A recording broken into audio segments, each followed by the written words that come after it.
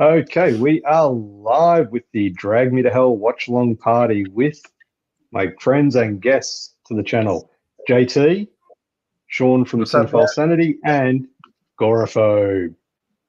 Hey, how's it How going, you guys everyone? doing? Hope everyone's having a great weekend so far. It's going to be a fun way to cap off Saturday with an awesome movie. I haven't seen this in a minute. Yeah, I haven't seen this since maybe a year and a half when I did a video on it. Was the last time I watched it. But I've always loved this. Yeah, it's been a long time since I've seen this one. Like, I know I bought the Blu-ray off a Hamilton book. I found it pretty cheap, the Scream Factory Blu-ray. But since I bought it, I think I've watched it maybe 2 times. But this is a movie I'm definitely familiar with. You know, with Drag Me to Hell, The Curse of Lamia, the whole deal with this, and I really think a PG-13 film like this actually does provide really good jump scares throughout it. Yeah, like I don't mind the PG-13 rating at all. Like I feel like there's not really anything that would have made it better for me. I mean, there's times where it gets so gross that I forget it's a PG-13 movie. Oh yeah, yeah. I know the scene you're talking about too. Like the one you're thinking of. If it's the same one, everyone. It's gross. I got that girl behind me. This is my sexy woman behind me. Let me just turn off my background for a moment. Excuse the trash in the background. It's not really, but this is my copy here. I got the lenticular cover from Viavision, so this is my first unboxing of it too. Oh, nice. So I'm just opening it up now, fresh. Get to look into it and see all the goodies. So I know Gore's got a couple. He's got one from Viavision as well with the lenticular cover, the Wolf Creek one. This has got a very similar one, so it's got the really hard one. I got to start getting more physical shit. Actually, Johnny, I've got to stop. He emailed me. He asked my address. He's like, "I'm sending you a surprise." He's so nice, that guy. I love that guy, Johnny. I gotta send him the blog, man, so it'll bite him. So he'll start collecting again. You need to send him. Yeah, I know. Maybe people hear that I don't really have a collection anymore. Stuff. Johnny, he's so nice. He's like, "Yeah, what's your address? I'm sending you a surprise movie." So I don't know what it'll be, but when I get home, I'll box it. If you receive a letter from me and you see a little bug crawl out, it's that bug. All right, no doubt. We got the lovely postcards in this one. So. I mean, speaking of getting stuff in the mail, I just got this big ass package in the mail from Brian's Mask. It's not kilos. He sent me like 3 Jason Voorhees masks, so I'm gonna be unboxing this sometime on the channel soon. I don't think he's in the chat right now, but he'll probably show up later. But yeah, big ass box here. So, 3 masks, you said? 3 different masks? There's 3 NECA Jason Voorhees masks in that box. I think that's what he told me. I don't think I ever had a Jason mask. Like, besides, like, the cheap-ass ones, like, at parties. Yeah. Usually, like, when you're a kid and you grow up. Yeah, like one of these. But this one's actually autographed. This one's autographed by Ari Lehman. But this is like one of the cheap plastic ones. That looks like the Tom Savini design from Jason in the game, the Friday the 13th game. Looks a little I mean, it's just a black mask with like chrome paint all splattered over it. That was a special like giveaway for Savini's design of Jason in the Friday the 13th game. It was like a limited, and then they fucked it up and they let it like. They had it on the store for PlayStation and Xbox to download, but people weren't supposed to be able to. So mad people downloaded that skin of the design Jason. I still got in that game. Really cool design. I was going to say, did you? Because you're a gamer. Did you play the Friday the 13th game? Yeah. The launch was terrible, and the glitches and the bugs, but they nailed the whole feeling. That's sick. That's sick. What mask is that from? Which is that 6, 7, 7, 8? Yeah, something like that. 6, I think, maybe. doesn't have the slice or anything in it. So Yeah, you got me. So it's basically a part 3 before he gets chopped with a Kane Otter signature. I don't know. Just once he was signing, it's just once he was mass signing. You know what I mean? Nice. Yeah, I never. That is a nice one. Talk to King. Yeah, I've heard really good things about Kane. Like, apparently he's just a really nice dude. That's gonna be fun. He is. Yeah. Hey, Russell in the chat, both Russells, and Pat. What's up, Nate? Yeah, Ashton Lux here too. What's up, Ashton? How you doing, Ashton? Yeah, what's up, Pat? See, Texas is here. Yeah. But I believe we're going to be watching the theatrical cut tonight, right? Correct. Yeah, yes, that appears to be the one that's on the Look Movie link that you provided. So thank you very much for that. Yeah, I'm going to post that again. One. Yeah, I'll pin it to the chat as well. Cool. Just in case anyone doesn't have the physical, there is the link up the very top. And like Sean will provide it again. There we go. Yeah, I always forget the girl who plays Christine in this movie. What's the actress's name? I always forget Alison Lohman.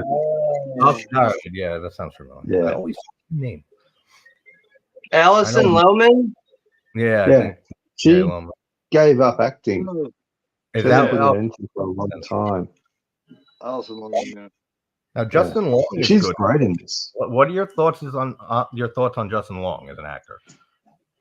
Especially He's amazing. Like, he's a legend.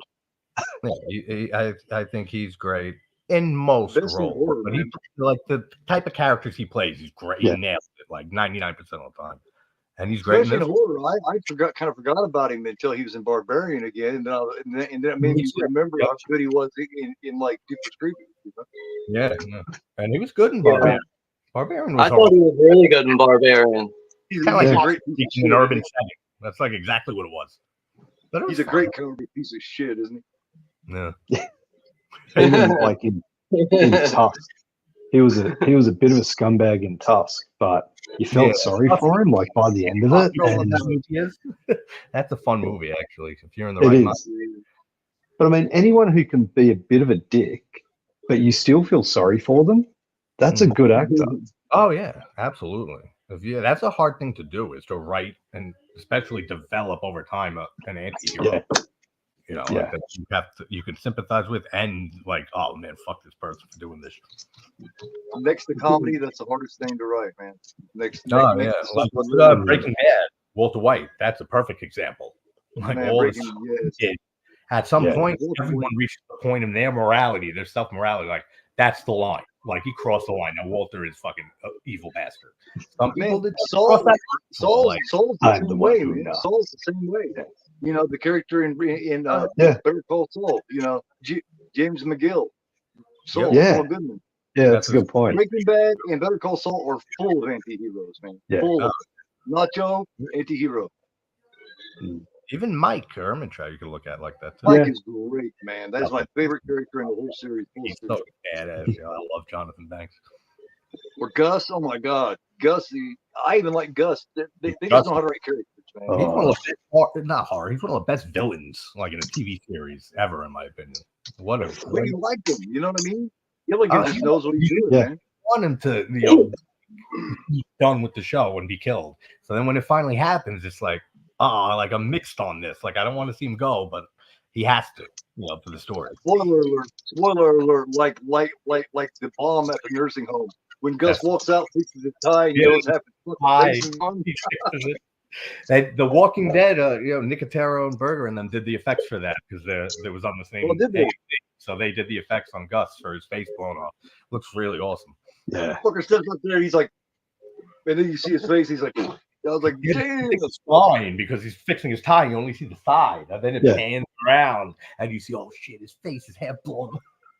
Yeah. I mean, spoilers for Breaking Bad, but that shit came out good over a decade ago. If you haven't seen it by now, too bad. Sorry, it's been long enough. There are memes about it. If there is a meme about it, you can spoil it. Those are good fucking shows, man. Good shows, man. Both of them. Yeah. I really do want to go back and rewatch all of Breaking Bad. I want to do like a, it'll take a while to go through the series, but do like a few episode watches, like once every other week, something like that of the series. I've been wanting to do series, actually. Yeah, we can talk about that. All of us, maybe we can come together with that. Once I get off my it's technically not that long. Yeah, I mean it's 5 seasons. The 5th season split, and there's what, 10 episodes, 12, 15 episodes, and it depends on the season. I think they expanded a little. Something like that. Yeah. I think that what was it? The last season was a half and half. Yeah, they split it. Yeah. Which they tend to do a lot with movies. The Sopranos did that with the 6th season, last season. They split. But I mean, it wasn't. I'd be happy to do those, man. Yeah. But the Sopranos, one of the greatest shows too. And The Wire. It wasn't like one of those big ones. Like it didn't have like 24 episodes per season. It had like what, 10 or 12 maybe per season? Yeah, on average. Yeah. I like that. Yeah. Doing that in a series is good because it doesn't drag it out. It doesn't put a whole lot of shit and filler in it. You can get to the story, you can build the world, you can build the characters, and you can deliver. Okay, it's only 2 episodes, Breaking Bad, the whole show. 62 episodes. Yeah, I got into it kind of late. I didn't get into it until about the 3rd season. I started streaming it on Netflix, and I just went right through it, dude. I cut right through that show, right in half. I just went right through those fucking seasons until the 5th one was ready to come out. I caught it right when, the end of the 2nd season. And then I saw just a few episodes, and I said, I got to watch this. And then I binged up to then. And when it came out, it was new. But I cut right through that shit. What a hard thing, dude. The one of the last episodes with the shootout, and then it just cuts in the end of the episode. That was one of the longest weeks ever to wait for that next episode. God damn, I remember waiting. I see Ben is here from the Cadaver Club. What's up, Ben? Lady J Ghoul's here. Philip Morgan. What's up, guys? What's up, Phil? When I get home, Phil, from upstate, I got my Xbox at home. We'll finish our Dark Souls 3 playthrough. I actually turned on my Xbox and played a game last night. I haven't turned it on to play a game in a long time. Yeah. I just watch movies. Sniper Elite 5. I've never heard. I'm just I just want to shoot some. Yeah, exactly. That's what the GTA games are always great for. Yeah, just want to if just mindless. That mood, you just want to go around shooting people, but not get in trouble for it. Yeah, I'd finish work, I'd watch a couple of movies, and I'm just I just need something else to do. Just need something else before I go to bed. I'm like, you know what? This is on Game Pass. Play it. And now I'm going to bed. It's fun, but it's not. Have you guys played the Texas Chainsaw game at all? I played 2 rounds. Yeah, but I want to. It's fun. It's definitely fun. I still have. I'm not a big video game person. Yeah, I played Friday 13th, man. I was hoping that it wasn't like Friday 13th. Yeah. No, but they nailed the Friday the 13th feel with the maps and everything, and Jason's game and stuff. The way they could have played freely, you know what I mean? Free play, that's what I want. Yeah, they added offline so you can play against bots, and then they added these story missions. We were supposed to get Uber Jason. I don't want to have to be able to go. I don't want to have to go online to be able to play it. I want to be able to do something without having to go online. To me, that's the key to it. Yeah, it's just not convenient for you. Terrible launch because the servers they didn't have dedicated servers. So you're playing a co-op, a multiplayer game, a whatever number on one person, and you don't have dedicated servers. So people can just disconnect if they're about to get caught by Jason, which people did all the time. Jason, you remember that? They would just disconnect if Jason got close to the characters. It was a wreck, the way they launched that game. And what happened because of the lawsuit. So, Jason, that new release you have, who released that Blu-ray? Is that a Viavision? Yeah, Viavision released this one. Does that come with a slide box too? Oh yeah. Most of those do. The Wolf Creek do. Oh shit! See, I'm so out of the loop. How much is like a regular average thing for a regular movie on Blu-ray cost? Too fucking much. I didn't know that. I don't know how much. I mean, like the Blu-ray format, it really comes down to the label. Like if you're buying a boutique Blu-ray, nowadays they're like 25 plus, but like an average studio film like that on Blu-ray might be like $15. Yeah, like if you figure I want to get Sleepaway Camp 2 on Blu-ray if they have it. Like that's out of print. That one's currently out of print and going for stupid money though. No, go for the 88 films one. JT, if you go to get that, go for the 88 film slasher version without the slip. You can get that for $15 to $20. Yeah. Oh, so the 88 films release is still available. Yeah, like you said, I guess it depends a lot on who puts it I've even seen them for sale on eBay for like $16, $17. So go for that rather than the screen. Oh yeah, eBay. You're gonna pay for Blu-ray, man. But I can't imagine how expensive some of those like the sets and stuff, like Blu-ray sets, series and shit. That I can see. It also depends on whether you're going DVD or Blu-ray. Like I've picked up some really cheap DVD. That's cool. It's cool how the way that they like customize the boxes and stuff for sets like that nowadays. Yeah. They keep getting better and better with that. These things are looking better and better every time I see somebody showing off something. It's like, damn, man, they're up every year. They had that cross, but then they stopped them for putting that cross on it after a minute. Oh, yeah. That's so anybody that is lucky. That thing still goes for a pretty penny too. That first aid kit set or whatever they call that thing, the Red Cross set. Yeah. They wasn't supposed to put it out with that cross on it like that. But they did, and those who were lucky enough to snatch it. Yeah. So where would like Keith, I know you're not a fan of Army of Darkness and Ash versus Evil Dead, the more comedic Evil Dead stuff. You're more, the first two. So how does Drag Me to Hell land for you? Like in that spectrum of Sam Raimi's comedy versus more serious stuff?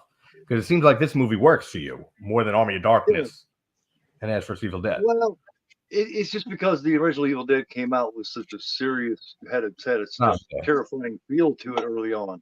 And by the time Dragon Me to Hell came out, Army of Darkness was already out, and they had already. I guess you were used to it. When this came out, I was very happy to see it. Happy to see that he went this way.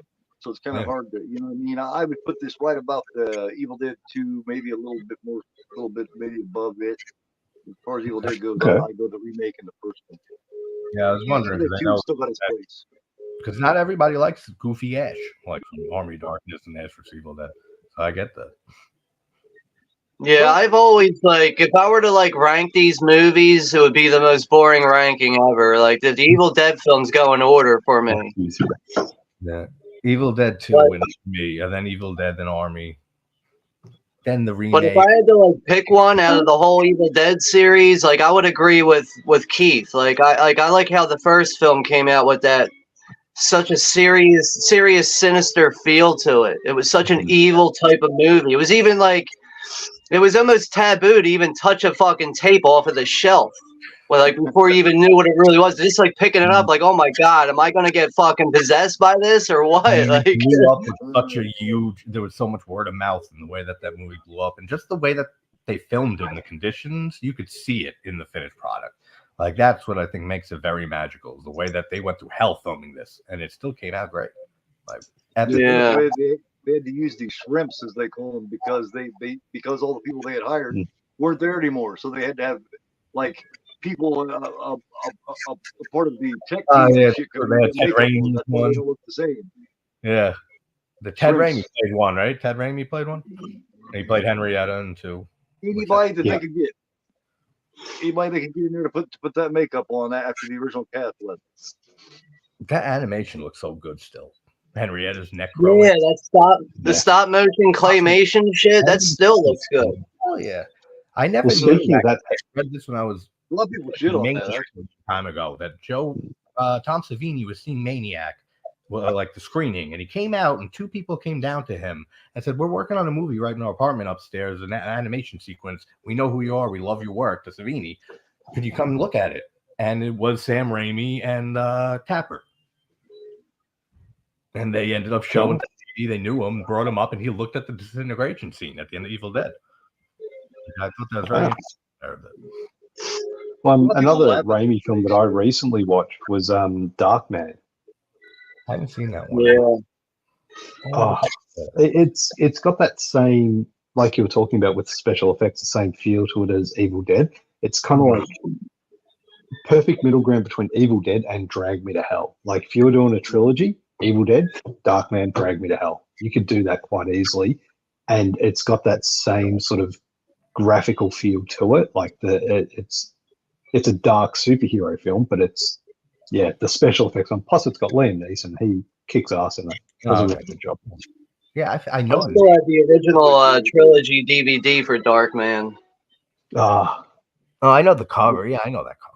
I just got all 3 films in the set there, but I've only ever really been a fan of the first one. I really only cared for the first Darkman. I never really cared for the other 2 that much.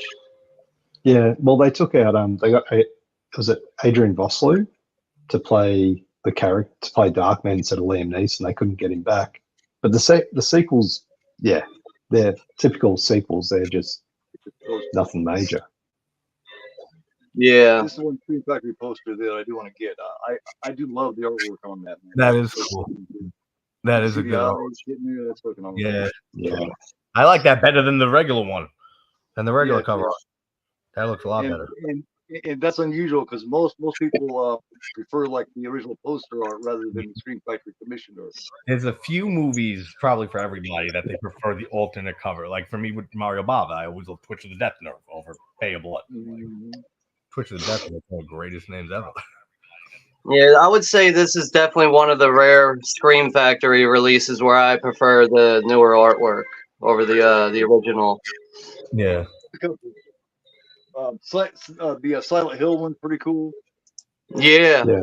And like this, it's got a good color scheme. Big deal when this movie came out because like he was working on the Spider-Man trilogy, Raimi, before this, so this was his return to horror, and I feel like he nailed it. Like I feel like he pretty much nailed his return to the horror genre with this film. Oh yeah.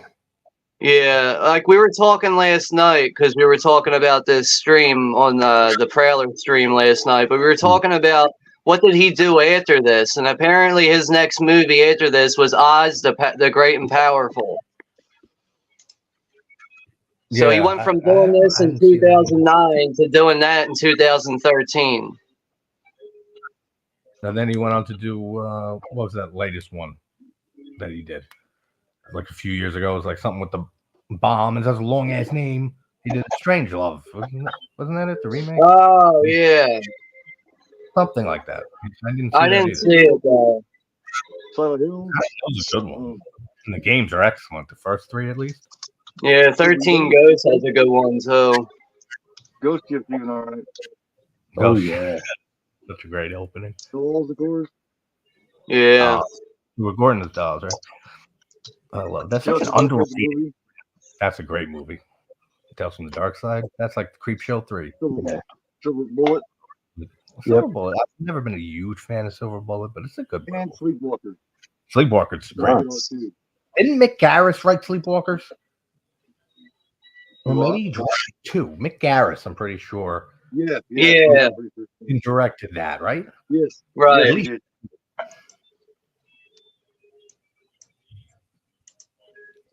All right. Well, look, we're about what 25 minutes in.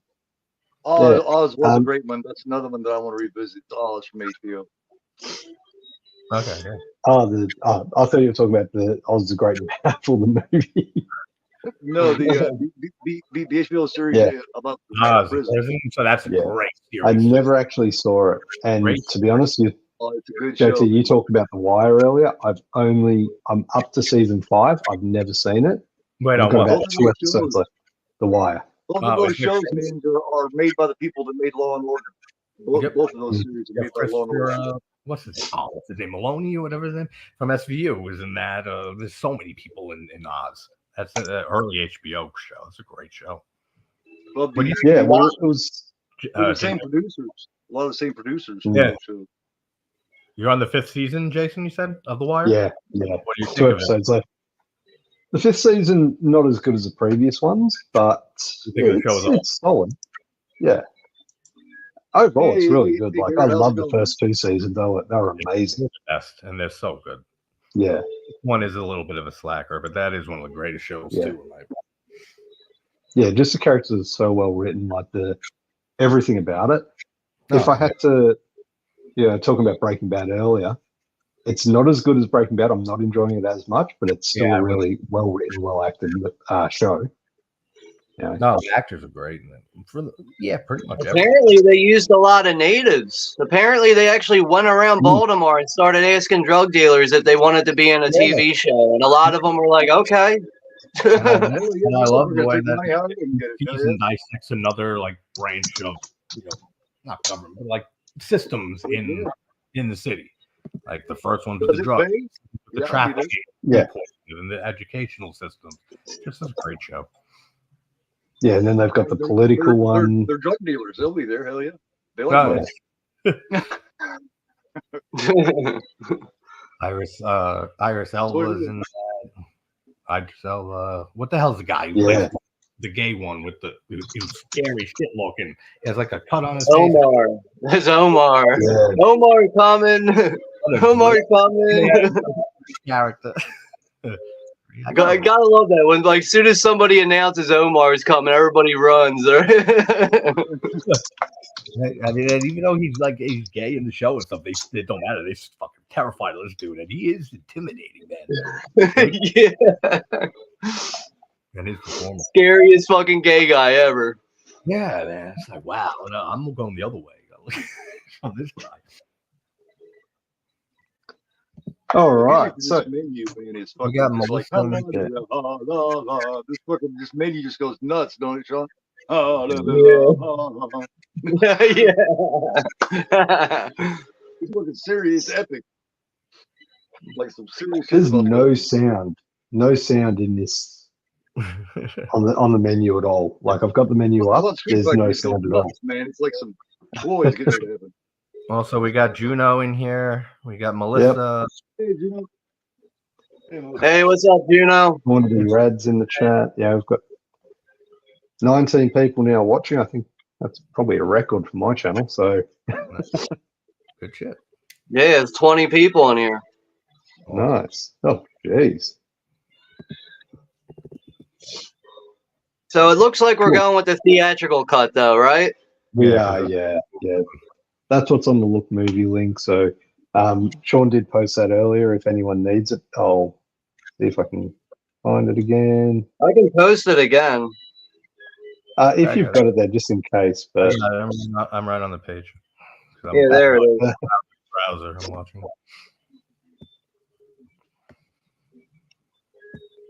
I So just give know people a now minute. on like Look Movie, it seems like when you Yeah. click play, there's like a 10-second countdown ad. Yep, they added that recently, like a month or two ago, a few months ago. Yeah, it's like every time you click it now, it's like you got to wait for this 10-second countdown, and then you click X out of it, and then you can play your movie. So there's going to be like a 10-second delay. And it asks if you want to donate or sign up or some shit too. Yeah. yeah, That 10-second countdown, like I can't wait 10 seconds for a free movie. Seen it last night. Yeah, it says contribute only $3.24 per month for premium Look Movie. it's like, yeah, pay for YouTube Premium. Who's going to do that? YouTube. Oh, I don't. Everything's a premium now. Free shit of them is the I know my premium. nephew. No one. My nephew paid in to get to. He like paid into. I think it's like $10 a month, so you don't have to watch any of the ads or something like that. He was telling me about it. He's like, I got so tired of those ads, I just paid into it. They do get ridiculous. Like it used to be, you could watch 5 seconds. You could watch 5 seconds and skip the ad. That was great. I could handle that. Now you've got to watch 25 seconds of ads and then skip. Yeah. It's like, And then the worst is Pluto. when you see one of two, and then it says one of two, and you're not even through the second one yet. It's like, motherfucker, I don't even want to watch this now. Pluto TV has the worst because they play the same ads every ad break. I remember Jeepers Creepers 2 when I did that. I was watching it. I was ready to shut the movie off near the end. It was much worse than I remember. And then with all that same ads, I was ready to just call it a night. Yeah, that's too much. Yeah. Hey, Mayham's here. What's up, Mayhem? There's always horrible commercials about it. What's up, mate? Hey, what's up, Mayhem? Give you some kind of different ad, you know? It's like, damn. Yeah, I mean, even Tubi, like they do have a few ads in between, but they're different ads usually, and they're not in your face. Like, plus it's free. Like, I get it, it's free. I get that, but yeah, no, just on YouTube, I'm watching a 30-second clip. I don't need a 20-second ad in front of it. So stupid. You had to get an ad that's longer than the thing you're trying to watch. But even I was watching Retro TV Zone, which is another channel I subscribe to. Recently their Amazon, I think, they've just jacked up the price for that to have it without ads. Netflix, or it's like it's a pay TV service. I'm paying for it without ads already. Now you want me to pay more for it without ads? Yeah. It's fucked up. It really is. Any scam that there is, they'll find it. They always do. Always a scam. I get it. They want money. Everyone wants money. It's Exactly. nice. Money's good. But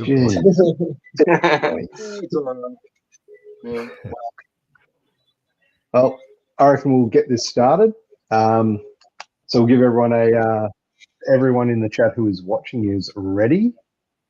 We'll give it a 10-second countdown. Or no, 10 seconds too much. Let's give it a 7-second countdown. 7, 6, 5, 4, 3, 2, 1, and play. This does have a really good opening Universal logo. It's that old school. Yeah. Yeah, with the dirty Universal written across it, all dirty and shit. And then that's something you don't see you rarely ever see the Ghost House Pictures logo anymore. Great opening scene to this movie too.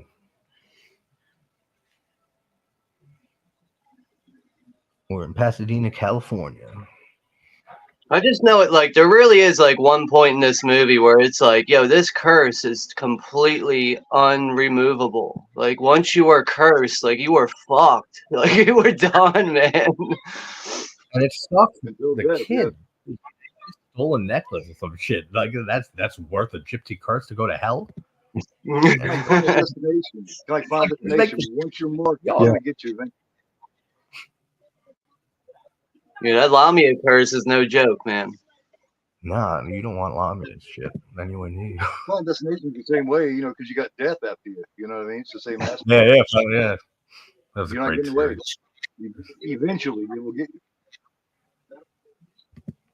We're getting a 6th Final Destination sometime soon. Yeah, eventually. It would prolong the inevitable. Yeah, they've been talking about it for a while now, like years.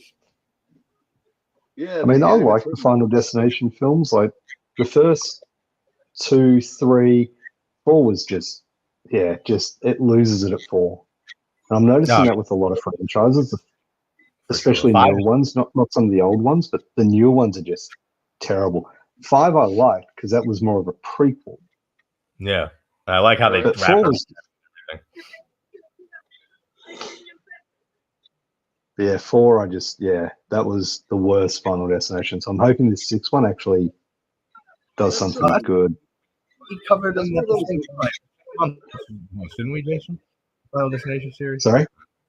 Yeah. Didn't we cover the Destination series like the same month way back? Yeah, I reckon we did, Yeah, Done correctly, that kind of thing could be taken forever. You know what I mean? Final Destination, things like that. They aren't ones you have to have the same characters in every time. Anything where you can change characters, you can take that as long as you want. Oh, if you think that you have to have the same characters, you don't have an anchor for your like series. Yeah, if it's just disposable cast every movie, absolutely. Right. It's ones where you got the same characters, the ones that get old. You know?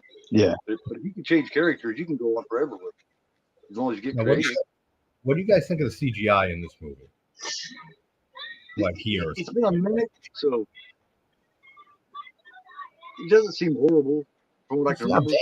Not bad. I mean, it could be better. I've seen a lot worse. Oh yeah, definitely.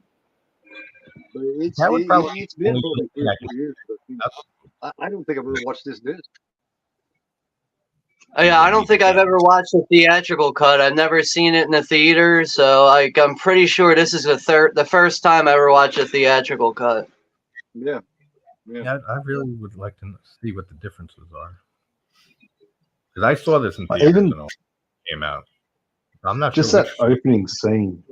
It's got that really old school, Universal monster movie feel to it, like just that drag me to hell splash card with the the sound that comes through.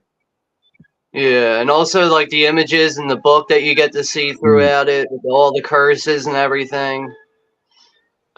But I mean, it's also got that typical Raimi, when the guy's getting knocked around and shaking around, like, it's a really good mix of multiple genre feels, really.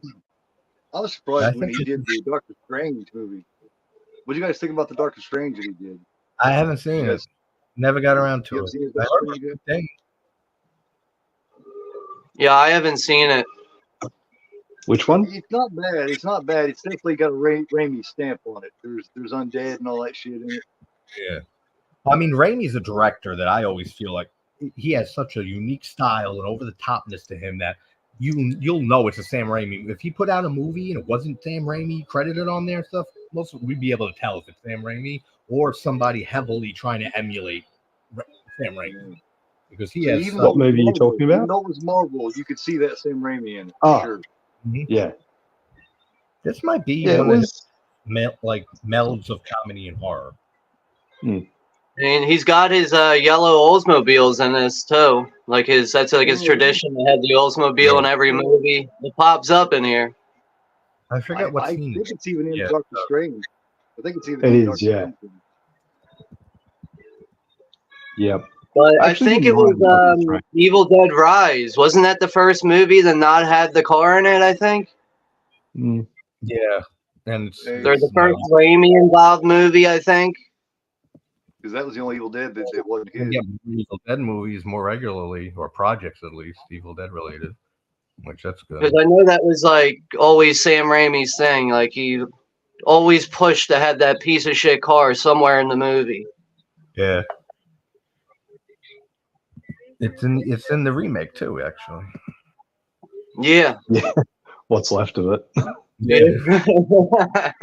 But apparently once he was finally making money as a filmmaker, that's when he went and got the car fixed up and actually got a real engine in it and got it moving and everything. Yeah, most people in chat are saying with the CGI, they don't mind the CGI. They remember being decent and fine. That's how I feel about it. From what I can remember.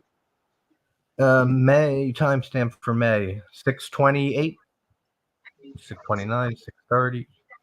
Yeah, I'm on the same area. I'm 6/28 now. But I mean, the effects in this movie, I feel like overall are utilized well to a point where the CGI is not very long, to a point where you're sitting there kind of picking it apart. You can see that it's not the best. Yeah. But it's utilized very well, I think. That's why it's not really a distraction. No, you're right. It doesn't linger on the effects for too long. Yeah.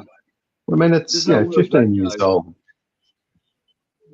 Like overall, as far as like the CGI goes, I don't want to like ruin anything, but it's really the final scene where there's a certain CGI scene where it's like, ew, God, that looks gross. Thank God that's over now. Like,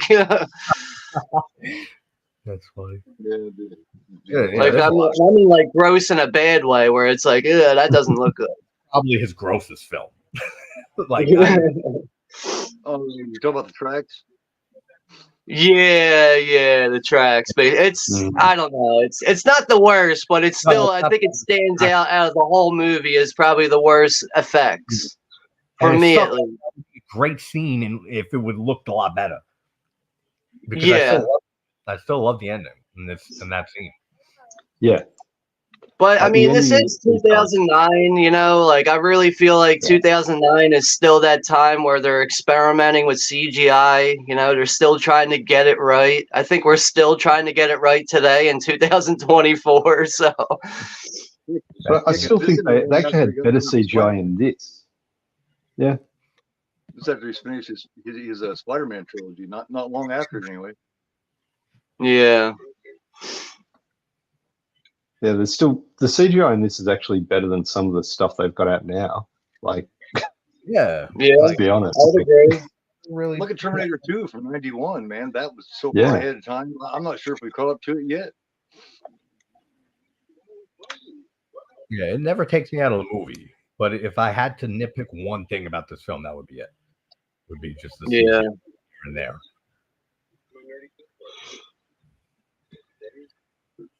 I mean, Terminator 2 was so fucking good that they can put it on disc right. You know what I mean? Yeah.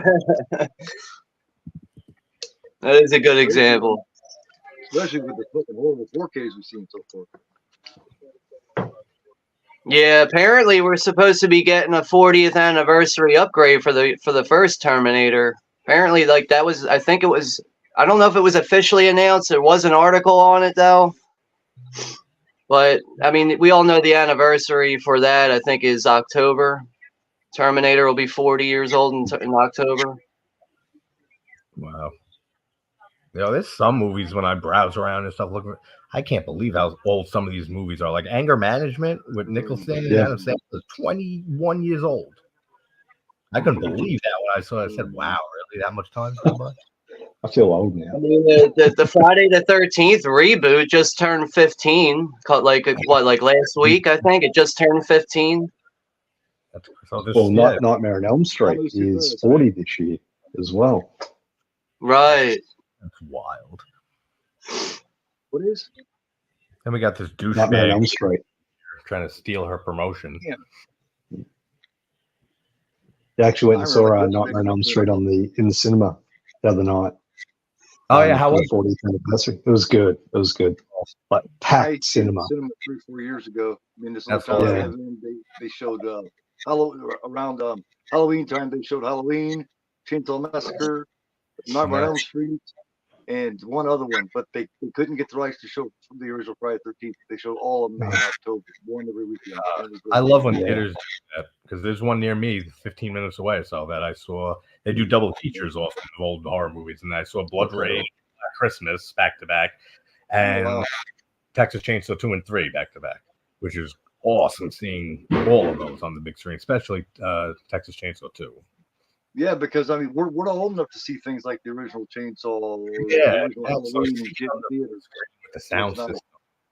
Nothing like it. It's nice to be able to do it. Yeah, dude, the sound effects in this scene, the fucking bank is just like, oh my god. Yeah. Just look at this woman, I would kick her out immediately. My ex-wife, it always grossed her out. When she's biting on her chin and shit, it always just grossed her the fuck out. I remember that is a good one. Think about it. Now I sit here and laugh about it. Because, with it being ex-wife, it's funny now. Now, do you guys think Christine does anything wrong here? Do what now? Besides the fact that this lady is being completely and utterly gross, I mean, I don't know. For her to get cursed for what she got her bank loan down when this woman hasn't paid in months, and she makes a decision. I don't think. Unfortunately, she ends up being the one that to reap the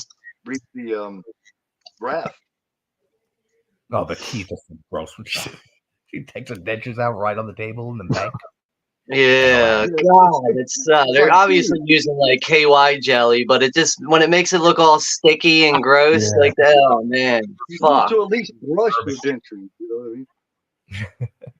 But I love how this scene starts when the gypsy's got her fingers running across the table because it literally grabs her attention, and it's the power in her and the gypsy itself with her fingers rolling across the table. That's what grabs her attention right away. That's what gets her to start talking about getting a loan on her house. I love the sound design too for that when you can hear her fingers on the desk. Right? Yeah, it gets louder and louder. That's cool. Just dumps it in. But I mean that's also like when they were talking about at the start, the voice gets louder and louder, the nails get louder and louder, so it's all time back. Gotta hurry up and get my teeth in. Ashton She's says, coming back. She's coming back. Let me get my teeth in. "Oh man, What's worse, none at all, or nasty blood? how she's acting." I mean, even her name is gross, Mrs. Ganush. Mrs. Ganush. No, describes her perfectly. Like, it's like, what's this woman's name? Sylvia Ganush? Yeah, that sounds exactly. Like, what's all this Ganush over here? What's going on with all this Ganush? Guaranteed to shoot some spit out. You know what I mean? It's like Ganush. Oh, yeah. Excuse me, man. That's enough of that Ganush. You're gonna have to get out of here with that Ganush. Yeah. Take your Ganush and leave. Get your Ganush and get out of here. But yeah, Ashton says that he thinks she's doing the right thing. The extension they already gave her several. Push your ass out the damn door. I get it in my mouth. Yeah, with the nose spray. That's great. You know, I feel like this movie could work as a double feature with Stephen King's Thinner, even though the films are far off in time. Because one is like early 90s and this is the late 2000s. No, but they're both gypsy oriented. You know, they have evil gypsies in it. So I feel like they could work as a double feature with Thinner and Drag Me to Hell. That's a great idea. Yeah, but Thinner's got a decent looking gypsy in it. Yeah. I mean, Thinner's fun. I got Thinner. The Um, book's much. Thinner's a lot of fun. Like you. She's basically saying you shamed me, but she's the one that was crawling on the fucking floor. Nobody asked her to crawl on the floor. Yeah, I know. Everybody's watching and he goes, "You shamed me." It's like I didn't ask you to get on the damn floor. Yeah, I asked you to fucking grab my feet. In a bank, this is her work. Like, you can't accept this shit here, especially if she's up for a promotion. Right. Yeah, it really is some dick move type of shit, but you still feel bad for her. The line, the when gray she just area, lunges for her, like they don't make her do something extremely terrible that makes you, oh, Christine absolutely deserves this curse. But she doesn't do nothing at all. You know what I mean? Like, if they walk that gray area. Yeah. There's the car. Yeah, that's Wonder if, true, yeah. Now, if you look in this scene right here, she gets on her. do you recognize that person in the background? There goes the car. Octavia Spencer.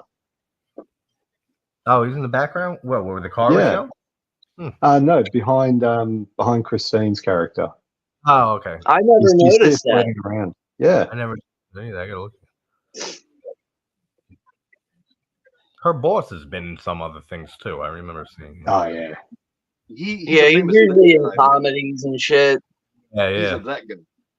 Yeah, but he clearly pulls a dick move here. He's like, you know, as far as that assistant manager's position goes, you're at the top of the list. Just announces it across the floor with everybody there at work. Like, who fucking does that?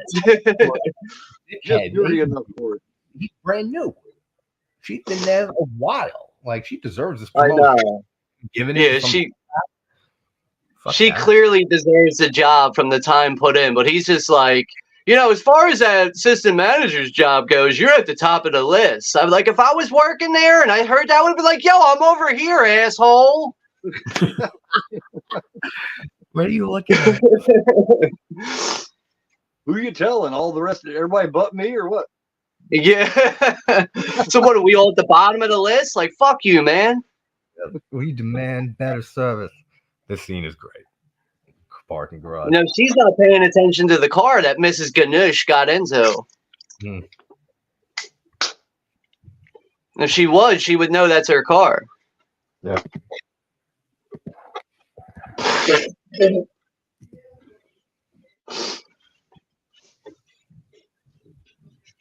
I love the handkerchief. How it flies around. That looks cool. Dude, it does such a good job at distracting you. Mm-hmm. And then it does its job once the scene is over. I just love how that handkerchief looks, dude. The way they did that. That's awesome.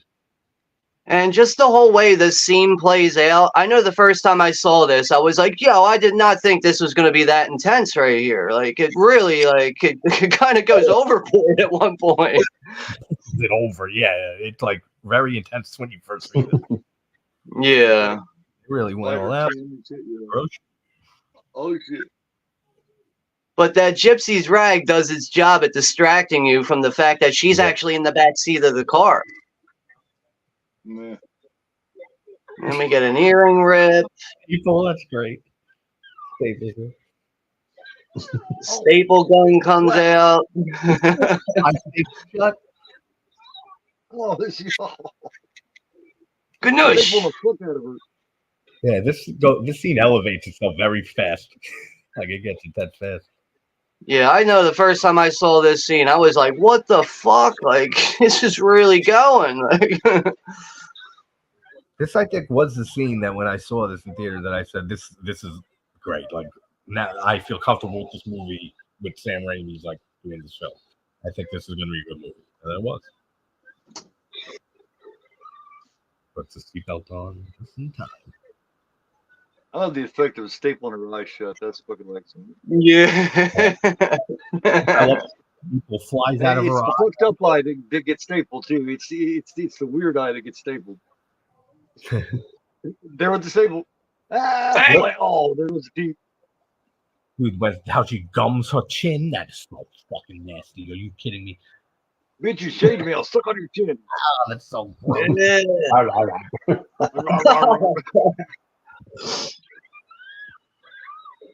I'm surprised they didn't have like any kind of like denture ads in this movie.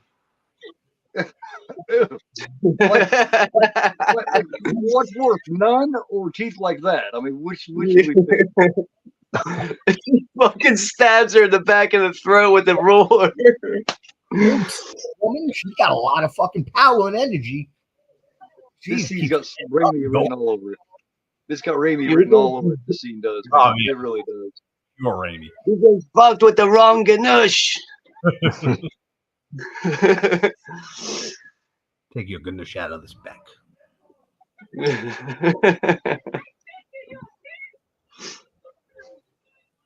Uh-oh. Where'd you go? And you think it calms down a bit? Like, he's just so great with suspense.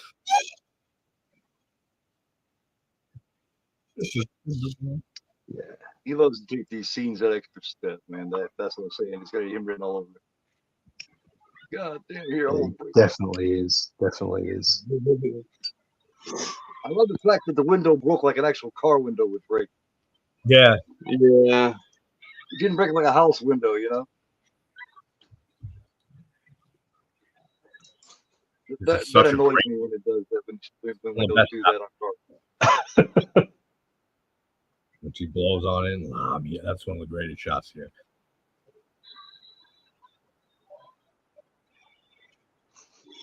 It's the only thing that makes her excited is the Lamia curse. Lamia! That's such a great shot with her blowing on it and shit and holding the coin up. Yeah. Not coin, but I still have staples in my forehead. he doesn't seem too concerned about that.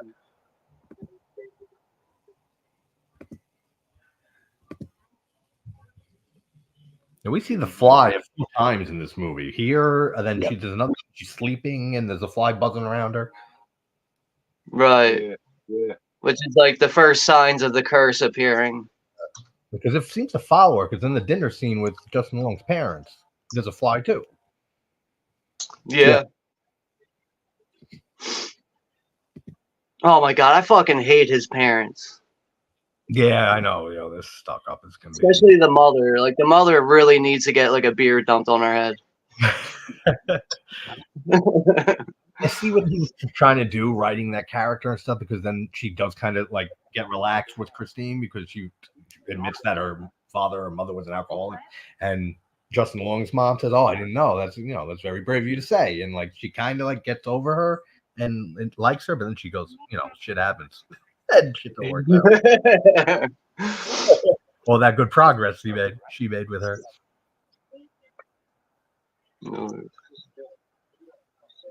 And now she feels guilty that she could have did more to get her another extension on that loan. And I don't blame her because, I mean, most people would go back and forth in their head after they made the decision on, maybe I could have done that or I could have helped the person. And in the end, that cost you the promotion, though. You know what I mean? That would have cost her that. You know what I mean? That would. Yeah. Right. So that's a hard call, man. Yeah, I'm just glad, like I said, they didn't get, like something extreme that she did wrong to the gypsy, like in Thinner, like when the gypsy's wife gets killed by the guy driving, and he gets out of it. That's an extreme situation. They could have done that, made you side on Ganush's side, but they did that very well with what she does wrong with the bank loan. Like like in reality, you got to look out for yourself first. You got to take care of yourself before you can take care of somebody else. And she kind of needed that promotion. And this is what she had to do that. Yeah. And she's not in the wrong. I mean, this old woman has been given multiple extensions. She hasn't paid. It doesn't look like she's working or paying anytime soon. So, I mean, my choice. I would have made the same choice. No, I'm sorry. The shelters you could stay at, and we'll give you information for help, anything, but like we can't do it. Sorry. Generosity only goes so far, man. And then when you feel like somebody's taking advantage of that, you gotta cut it off, man. Oh yeah, absolutely. Especially when it means your career, you know what I'm saying? That's the biggest thing. It's like this is her fucking job. Like this is her livelihood here. This is how she lives. Like she can't have crazy ganush going on in there. Yeah. Yo, I forgot the psychic has his own CD. He's got it. Can you imagine what that CD sounds like? He's great too, the psychic. I forget who plays it. He's a cool character. You just don't usually count on it being a gypsy that can cast curse usually when you're turning somebody down. Yeah. You know? I just love the look on his face when he realizes this is the Lamia curse. When you see the look on his face, it's like, oh shit. I like how Justin Long's character is the absolute skeptic. That he's sitting there just like, are you fucking kidding me? Like during this whole psychic thing and stuff, he doesn't believe in any of this. That would be me. Like trying to. That was very good. I would have to see shit. Like firsthand to be like, all right, this is real. The actress retired, huh? Why she retired? Yeah, Christine, the main girl. Yeah. Yeah, some actors and actresses sometimes, like they get their foot in the door and it doesn't work out the way that they thought it was going to work out, and that's when they back out of that career. Or some people that won 3 Oscars, like 3 leading Oscars, like Daniel Day-Lewis. He just had enough of it, man, because he gets so much into his characters that it just ruled his life, man. He just had to get out of it. I'm getting ready to do a biography thing on it.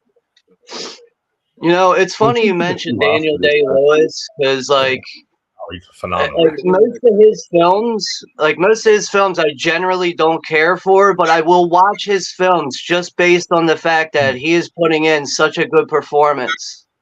He's on like it's like the movie where he played Abraham Lincoln and Lincoln. Like I didn't really care to see that movie, but the fact that Daniel Day-Lewis is in it. Like that made me want to see it. Like, and also the movie There Will Be Blood. I really had no interest in wanting to see it based on the story, but once I started watching it and seeing how good he was in it, that's what really drew me into it. Him and Last of the Mohegans. Last of the Mohegans is like my second favorite movie of all time. Oh man, that's a good And movie. he was living in the woods for like months ahead of time. Like, you know, he's a heavy metal. He's living in the woods, shooting bows and arrows and shit. Like, that's crazy. World's greatest living actor.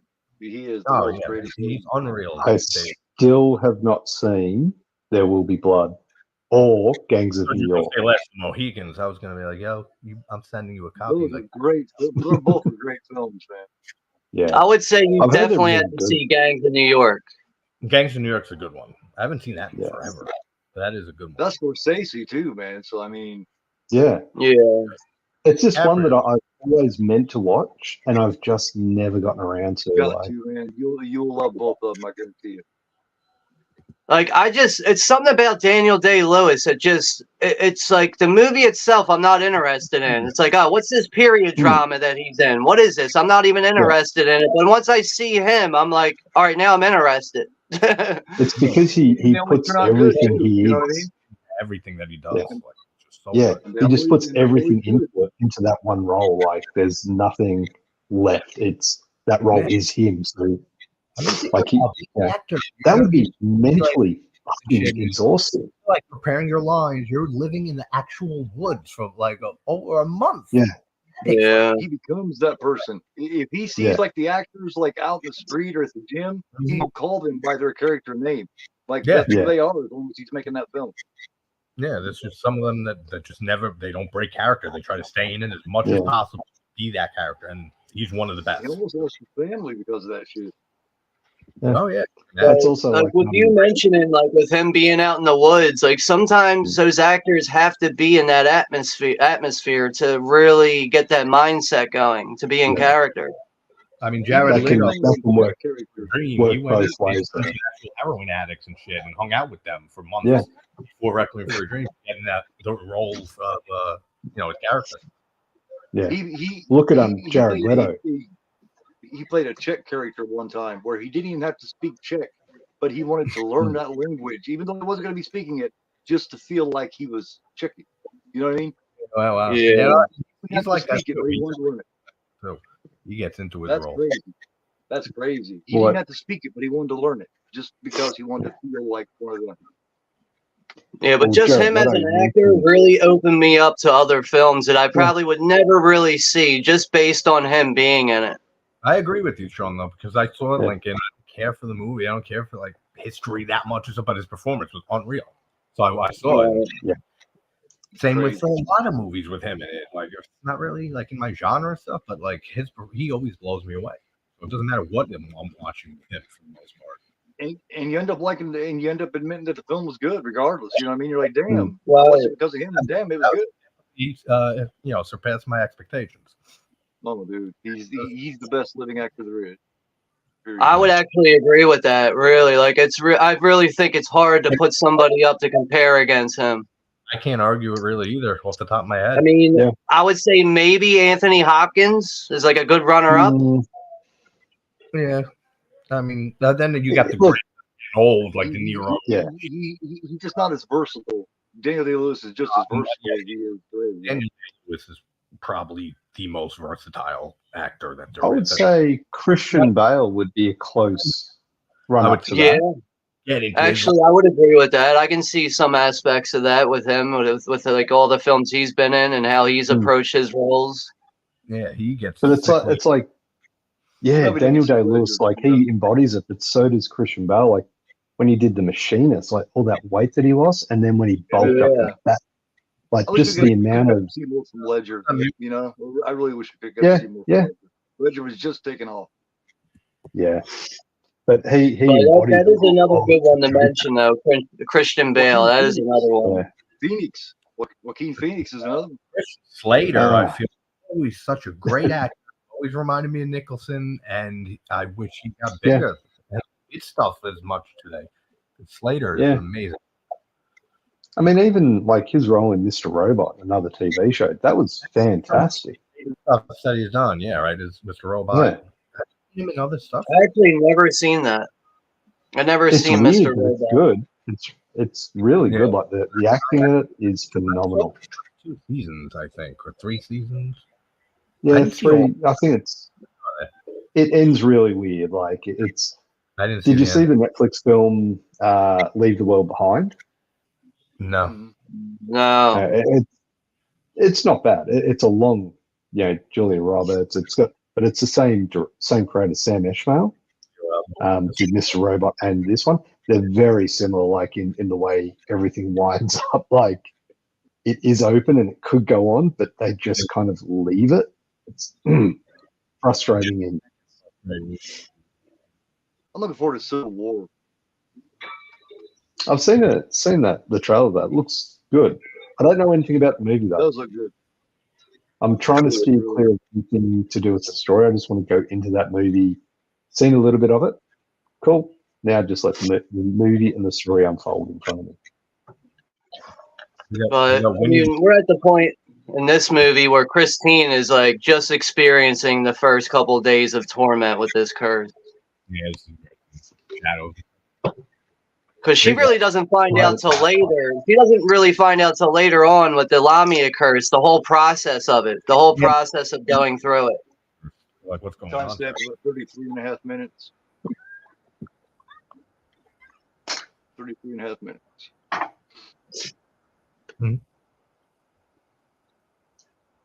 Yeah, she wasn't a bad actress. You know, it's too bad she left it behind. Yeah. I've seen her in something else, so I can't quite place it. But. Yeah, I know I've She's seen her in- once before, maybe, but I The watched Vatican tapes.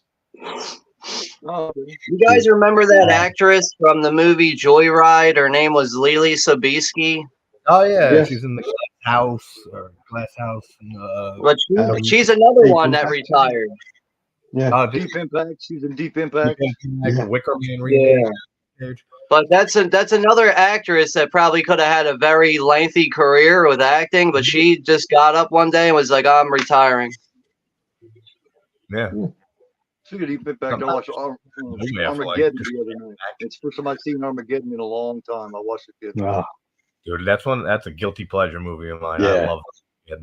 I adore It's that. the first time I've seen it in 10, 15 years probably. And I was like, yeah, that ending scene made, where Liv Tyler cries, because Bruce Willis is standing behind and everything. That's one movie to Steven this Tyler day. said that fucked him up.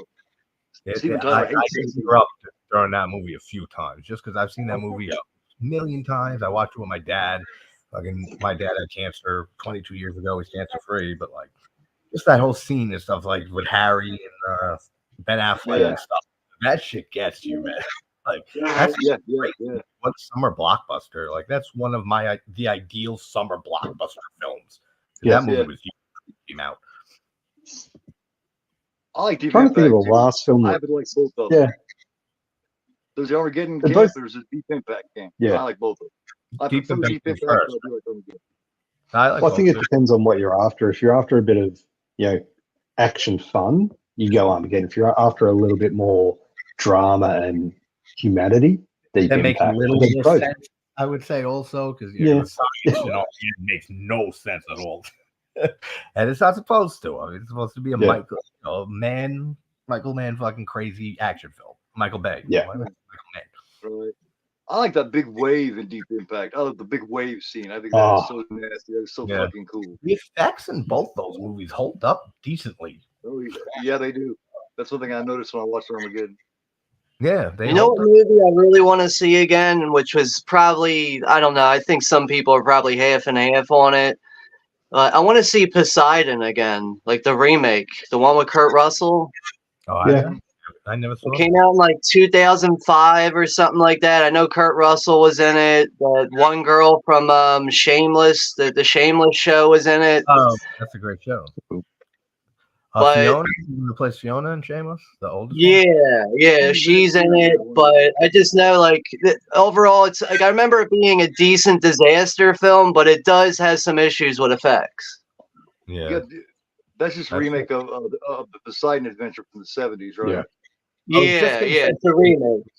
Poseidon. Like, I mean, I think both films are decent, but I'd like to go back and watch the remake again.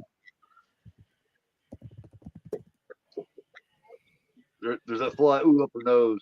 Yeah, right up again. Dude, that shit would have had me awake right away. Like, what the fuck is up my nose? I'm such a light sleeper. If anything's crawling on me, I'm up immediately. The whole night's ruined. I'm up for the rest of the night. Something's crawling on me. That don't happen again. Exactly. What? Yeah, I'm not sleeping with a fly going through my nose and shit. But the worst is when like you find like something like a spider and you're trying to get rid of it, but then you lose sight of it and you're like, "Fuck, dude, that's it. My night's ruined. I don't know where that fucking thing went now. I can't sleep in here now." Leave your mind all night. I know. Yeah. I don't know where. Russell says trivia time. What was Michael Mann's first film filmed in a real prison? Oh, come on, not Oh, why can't I know what you're talking about too. dude, I forgot about that dream sequence there when she throws up all those maggots all over her and they get in her mouth. Oh my god. Yeah. This is why I say this is probably his definitely his movie. But go ahead. That scene just got me real quick. I was like, oh, I forgot about those maggots.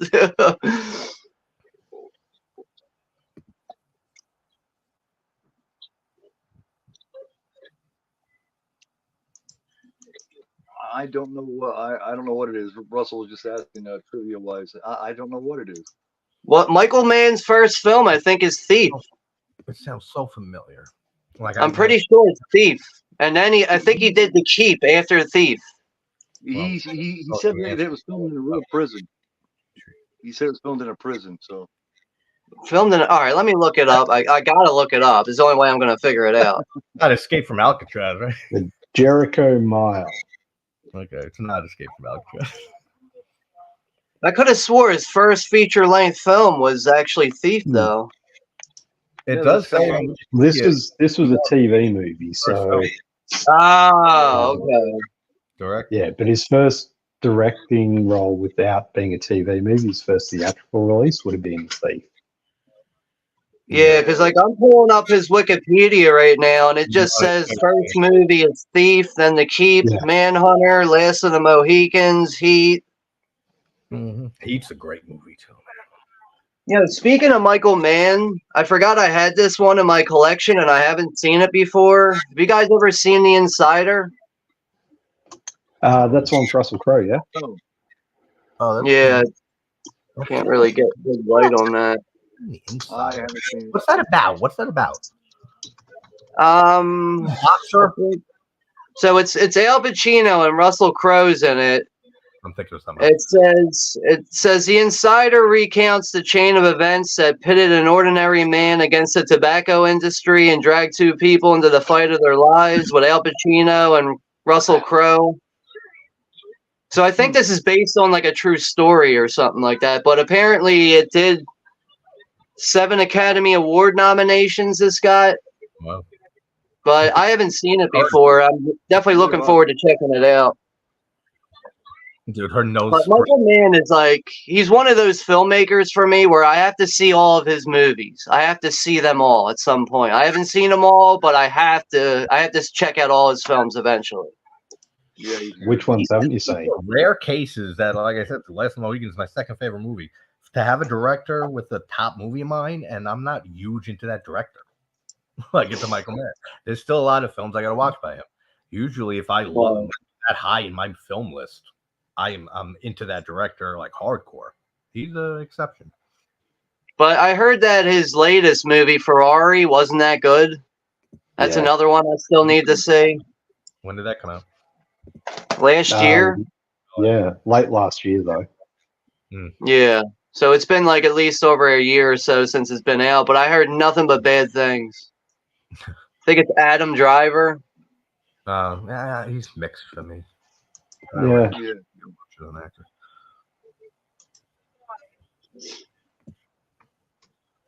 Imagine being. Yeah, this is where Christine is finally going to the Ganush house. Yeah, imagine that you've been through some real shit and seen some stuff, and then you go to try to talk to this woman and she's dead. Dude, that's like the ultimate prank on you. Yeah, and her hot ass daughter answers the door. You always got to have a hot gypsy, right? If there's a gypsy curse kind of movie, you got to have one hot one, right? That hot one also brings the average the of outfit, up a little bit. Not much. Definitely not Ganush. She's a Ganush, though. She's a Ganush. She is a Ganush, just not yet. She's not a full Ganush yet. She hasn't transformed completely. Wow. She hasn't finished her Pokemon evolution. Different name as she goes along. Pikachu. You're not welcome here. Oh, thank you. Dude, I like how she plays the shit out of her here, though. She's like, oh, you're going to really help her out, and pulls her in and is like, hey, welcome to her funeral. Because she easily could have said, yo, what you did, she's dead, right? And tell her right away, but she fucks with her. It's great. Yeah, that is definitely some fucking, hateful shit right there. Be like, oh, yeah, go ahead. Come on in. She's over there in the coffin. Go fucking help her out. Her point, like, just for her, that's a family member. God, she died. Like, messed with her in their eyes, and denied her the bed glove. That fucked her up bad when that woman came behind her. Dude, like, I don't know if gypsy funerals are really like this, but they look like they're a lot of fun. They're gambling, they're playing violins and shit. Like, who does this during a funeral? To me, that's a party. To me, that's a party, not a funeral. Yeah, it definitely is a party, not a funeral. Right on the body. That is so gross, bro. No. What's going in her mouth? Oh, then the table breaks. She lands. Oh, God, the Vanahide just pouring out on her. Oh. That is so nasty. Oh, dude, I would have to, like, I would. If that happened to me, I'd be like, I gotta go get tested for AIDS and all this shit now. That's what second later getting tested for every man. Gee. But it's filmed great. Effect is good because it works, and it made all of us just go, "Oh man!" That's how you know it's a great effect. Yeah, that was a well thought out scene to have her come in like that and see her dead at the funeral, and fucking, of course, the leg breaks and the body lands on her, and she gets fucking chemicals all over. You could have tripped over anything, a chair. All that shit pouring in her mouth and shit. No wonder she quit. All that like the pain pouring in her mouth and shit. It's like, I don't know if I like this whole acting. This movie has a great seance scene too coming up. Yeah. It's a great scene. I like when she pulls the button out of her coat and she shows it to him. He backs up right away. He's like, get that button away from me. Yeah, they know. He knows exactly what that means. Don't you give that shit to me. Animal sacrifices and the service of eating. Small creature sacrifice, a chicken perhaps.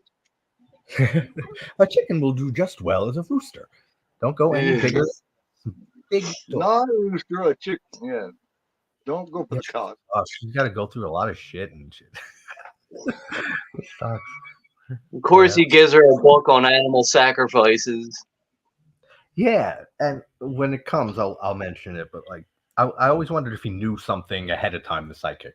We'll get there. I think, you know what? I think probably right. Probably does know.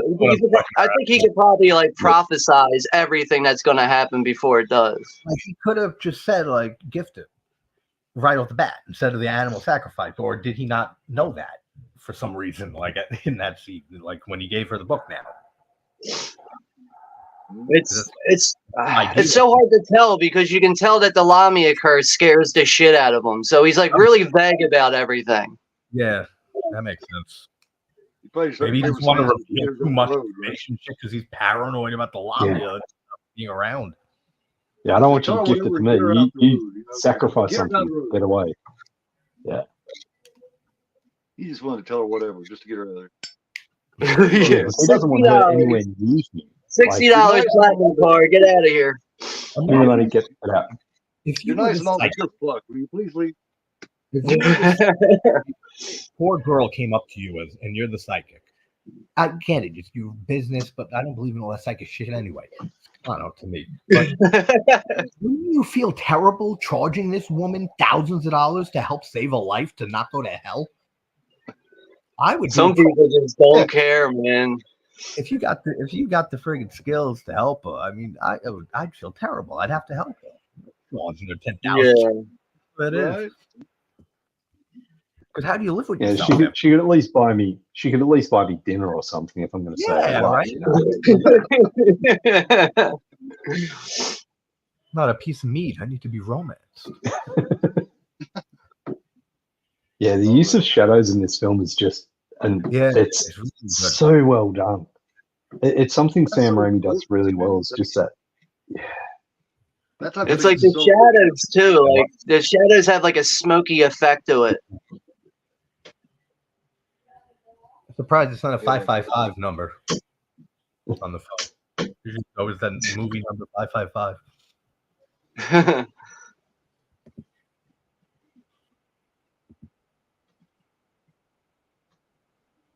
oh wow, there's an old iPhone.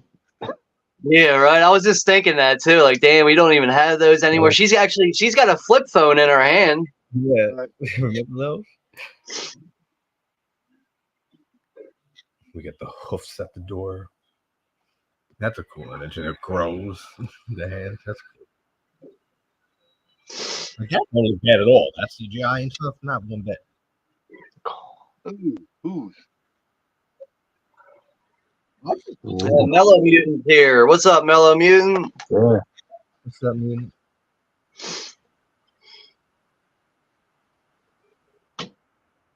You can actually see hints of Ash versus Evil Dead in this movie. Now that I'm rewatching it and that's in my head, Ash versus Evil Dead, you could see like the progression of Raimi going from this to eventually doing that show.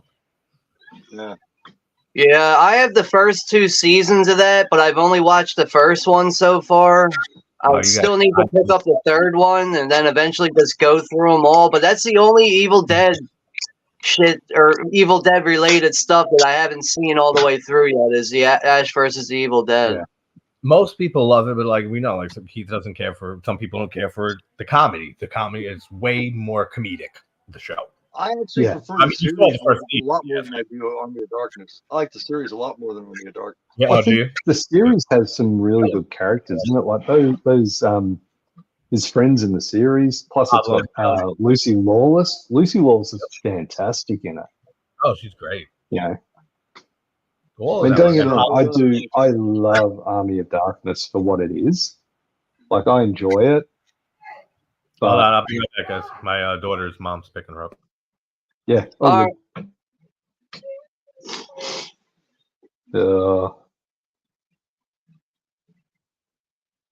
That shadow going over. I pretty much agree with you though, Jason, about like the Evil Dead films, but like I don't know, like see, I've enjoyed the first 2 over the years for so long that I feel like Army of Darkness is kind of like a comfort film. It's like, all right, it's not such a serious movie, but the comedy in it also never gets old for me with Army of Darkness. Yeah, it's just it's not as scary as the first one. Yeah, but the second there's one's really there's like absolutely no scary elements really about the first one, except for maybe the battle in the pit. Yeah, like when he's chained up and he's got to fight those beasts inside the pit there. Like that's probably the scariest part about Army of Darkness. Yep. Yeah. Other than that, it's just a Three Stooges routine, basically. Yeah, because you get the the poke in the eyes, he's blocking it. It's just like he does add in his that Three Stooges comedic style that does get added in there quite a bit for Army of Darkness. Yeah. I don't mind. But I do understand why some people don't like the movie. I get it. I totally understand it. And it's fine. The Three Stooges are fine in the Three Stooges. Yeah. Yeah, so that's understandable. I Yeah. Yeah, I don't, it's an interesting evolution because you've got Evil Dead Scary, Evil Dead 2 horror comedy, but then you've got Army of Darkness, which is pretty much just comedy with some horror. You know, I remember watching the features for the Scream Factory Blu-ray for Army of Darkness, and apparently Bruce Campbell and a bunch of people had to keep going to Sam Raimi and going, dude, you were going to ruin this movie. You're coming up with really bad ideas right now. You need to shut the fuck up and follow the script. And like he kept going off his script. There was certain scenes where he's like, well, maybe we should have Ash like quivering in the corner here and a bunch of little kids come out and save him. And everybody's like, what the fuck are you talking about, dude? Follow the script and let's do it that way. But apparently Sam Raimi wanted to keep going off his script with Army of Darkness, and people had to keep telling him, dude, it's a bad idea. Don't do it. He just knew what he had with Bruce Campbell. He knew he had a great physical comedian, and he wanted to exploit that. Yeah. Yeah, you're right. Which in a way, how can you blame him? I mean, you got that talent at your fingertips, that physical comedy. You kind of got to use it. Right. I agree. Chris C is here. What's up, Chris C, the slasher dude? Hey, Chris, what's going on, man?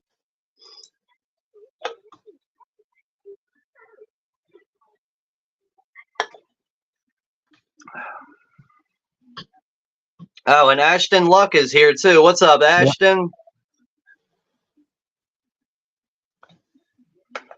Yeah.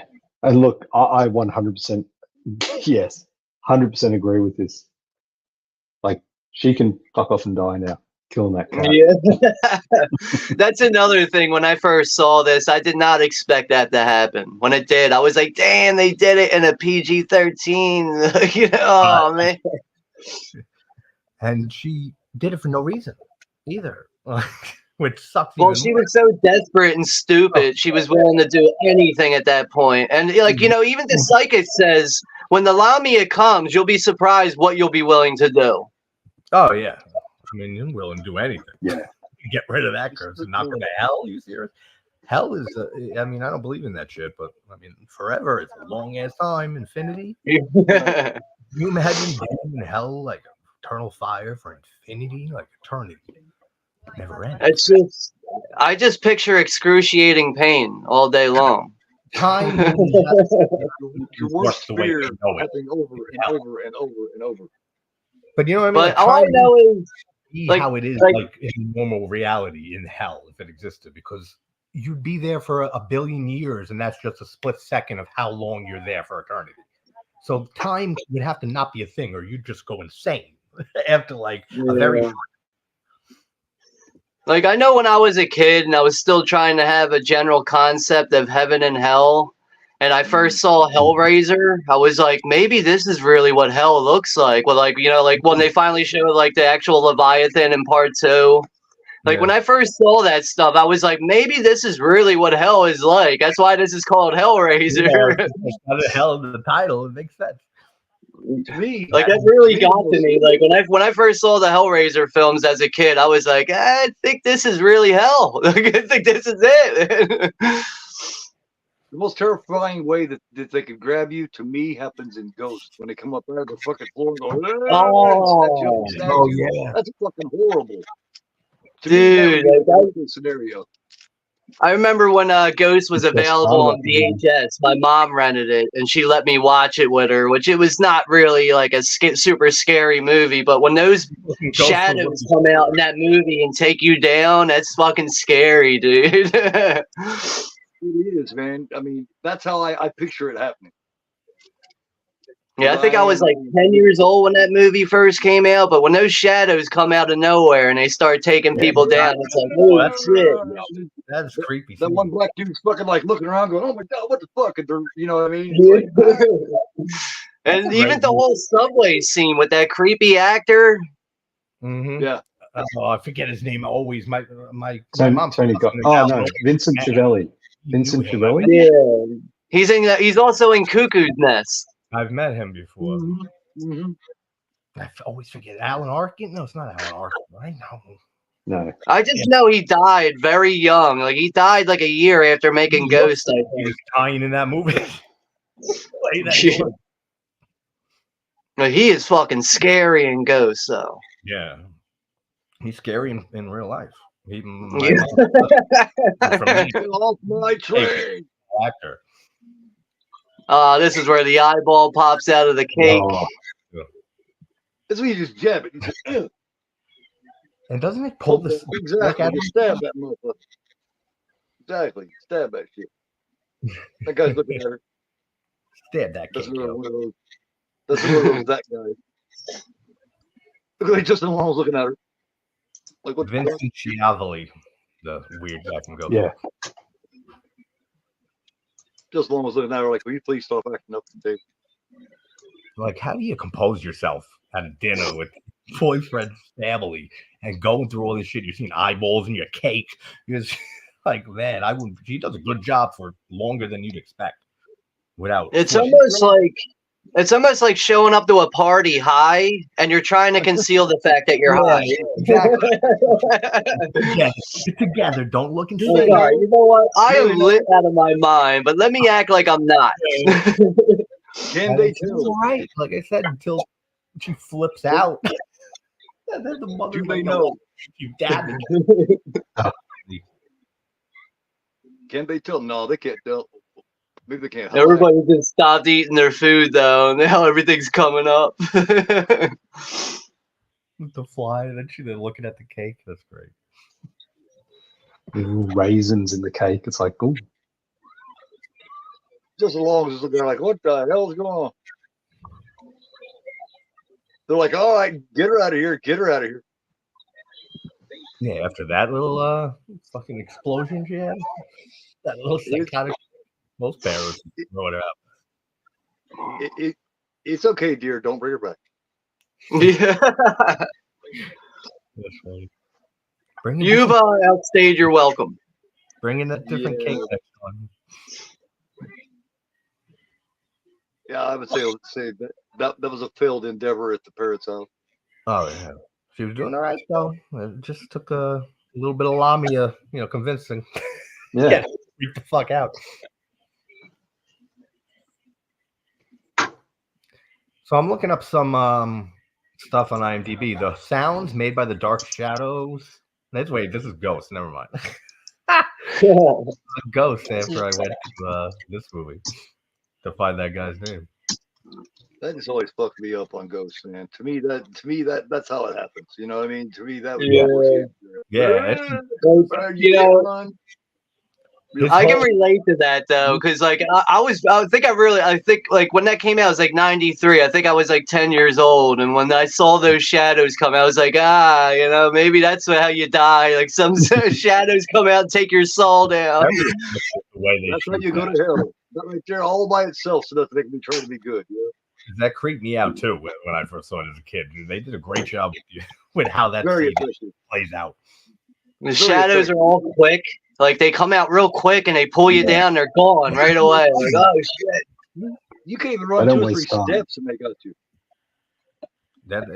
It's scary the way they filmed that scene. And his whole Henry VIII I am to annoy Whoopi Goldberg. I would just start breaking it down. Henry VIII I am. Great.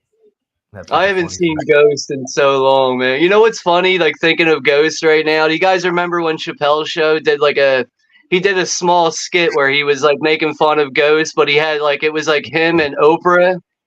There was like him and Oprah, and they're sitting there playing with the clay shit. And, what's he say at one point? Oh, he's in bed with Oprah or whatever, and he goes, "You talking to me? You, the ghost? You talking to me?" Like, because he sees that the ghost is there talking to him. He's like, "You talking to me, the ghost?" I picture him with Oprah doing the clay pot thing. I remember that. Yeah, like we're sitting there like getting all intimate with the clay making shit. But I remember Chappelle Show did like a really brief skit where he was making fun of Ghost.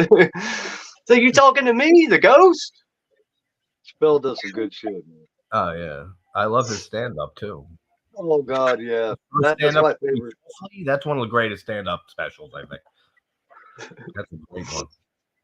I know recently, like he was making fun of the Titanic submersible. It was like the most corniest shit ever. But he was like, "Welcome everybody. This is where you're going to die." Like he's like bubbles coming out of it. Her arm down her mouth. That looks awesome.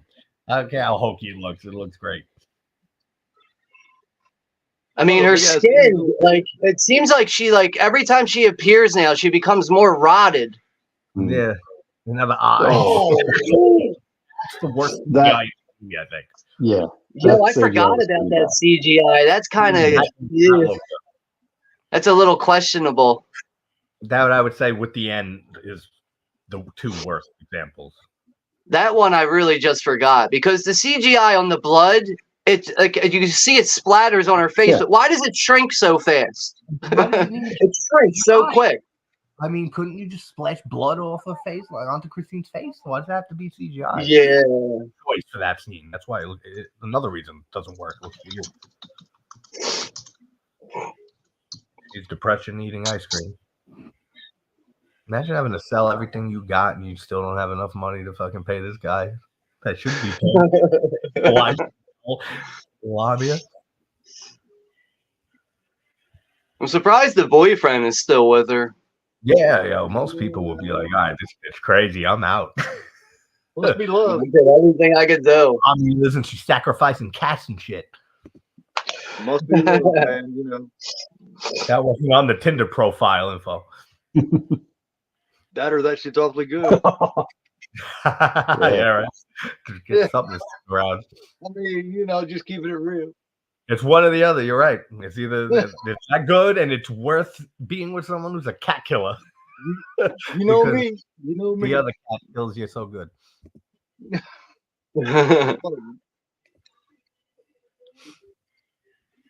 Dude, she's showing signs of losing her fucking mind, dude. If you're him, she's showing signs of losing. Yeah. But, I like how he still does it for her, you know, despite him being a complete skeptic. He's still right. Like, I also feel like the final scene really tells you how he was feeling about it all up until the final scene. Yeah, his expression is great. I did hear they are thinking of making a sequel to this. I don't know if there's any truth to that rumor. What, a sequel to this? I've never heard of it. I mean, at this point, it wouldn't really surprise me with the way things go nowadays with rehashing franchises and all this fan service bullshit. Everything's a sequel or a reboot. There is an IMDb page for it too, for Drag Me to Hell 2. Yeah. In development. Wow. Really it got dragged into development hell. That's where it's at. Drag race me to hell. Drag me to development hell. Company currency writer does, and there's like no info on it except for it says in development. What if they had a porno called "Drag My Dick to Hell"? Debbie Does Satan. Tell people now, don't like say weird shit around me because I'll turn it into a trailer for a movie that doesn't exist. I love the Christine trailer, dude. I love the Christine trailer. I have to tell you, it's Christine to drag race me to hell. I don't know why I love it, but Jamie Hart, Subjective, and Dirk from Subjective Perspective Collective. Dave posted on Instagram a picture of a condom, Evil Dead condom. And then when you need to jam, with a deadite. And I said, the script's already written in my head. So wait. And that's where that Evil Deadite section of the city came from. From them. This summer, coming from Sam Raimi, Drag My Dick to Hell, Debbie Does Satan. It's funny, like Ashton just said, if you could think of a story, but then we're talking about the Final Destination films and how you could keep on doing that pretty much in perpetuity, keep on doing it. Because with the curse could move on to anyone. So theoretically, that is a good point. Rehashing the same shit. and it would get very fucking boring. Yeah. See, Yeah. that's what I was wondering earlier. Is like they do the seance here. They're about to. Yeah. Did he know that he can give it away, the curse, or the whole time, and he's just like exhausting options, or did he just? Well, I think mean, seance? there is times where the psychic says there is no guarantees. He does say that a couple times, so it's you can tell that he doesn't even know all the ins and outs. He just knows the basics of the curse, I think. I mean, how could you know everything? I mean, he can know as much as he can from like any type of books or stuff, the information on it. But yeah, there's no way anyone can know anything about this curse unless you go through it yourself. Yeah. 20-something dude walks in and asks for a refund on condoms because one broke. Mutant, that's funny.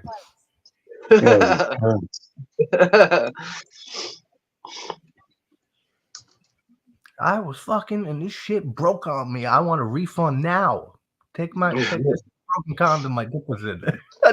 Give me a refund. Get the hell out of here. Yo, this giant marble room though is like so elaborate and crazy looking. No, this whole setting here, this whole room for the seance is great. Like, just the look of the room would have me like, should I really be stepping foot in here right now? This looks like unholy ground to me. Yeah.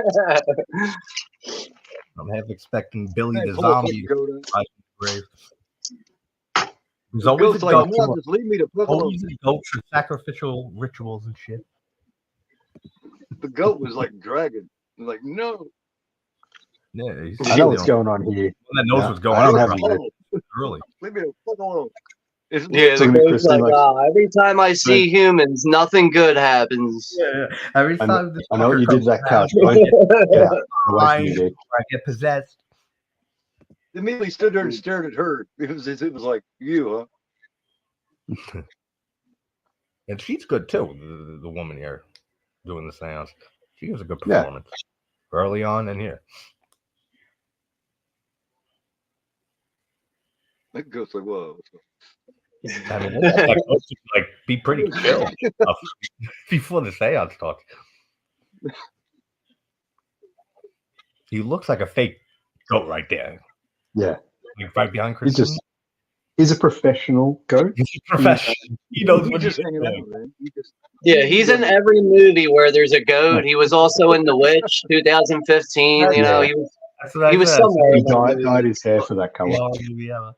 And they know he's the goat wrangler. Yeah, they know going into this. Like, all right, we know where this is. He's a legend. Mikey Morg in the chat. Mikey's Morg, yeah. What's up, Mikey? Mikey. Yo, Mutant says the cashier told him that the guy had to call the condom manufacturer. I read that too. Imagine having to speak those words to somebody. No, sorry, Ben. You're gonna have to call the condom manufacturer for the refund. Yeah. What do you guys think of the Vitch? Send it back to him. They'll get the idea.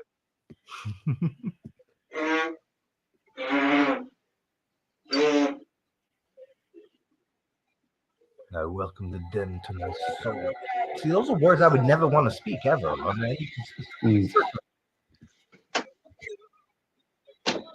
I'm not sure I can recite that. Well, I welcome the dead to my soul. No. The sound design's really good. Sound design's really good here. Come up with something else to say. It kind of reminds me of the Monster Squad at the end when the little girl's got to read the shit in German. Yeah. And the old guy's like, I'll show her how to read it. Scary German guy. I love that movie. That's so much fun. It's probably for me. So yeah, to me, the Monster Squad is just so timeless. Yeah.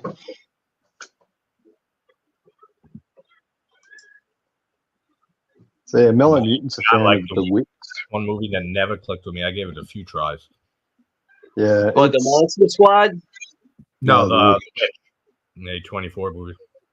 With Anna it's all right. It's not the best A24 film that I've seen, but it's I think got a lot of hype. Like a lot of people love it and they rave about it.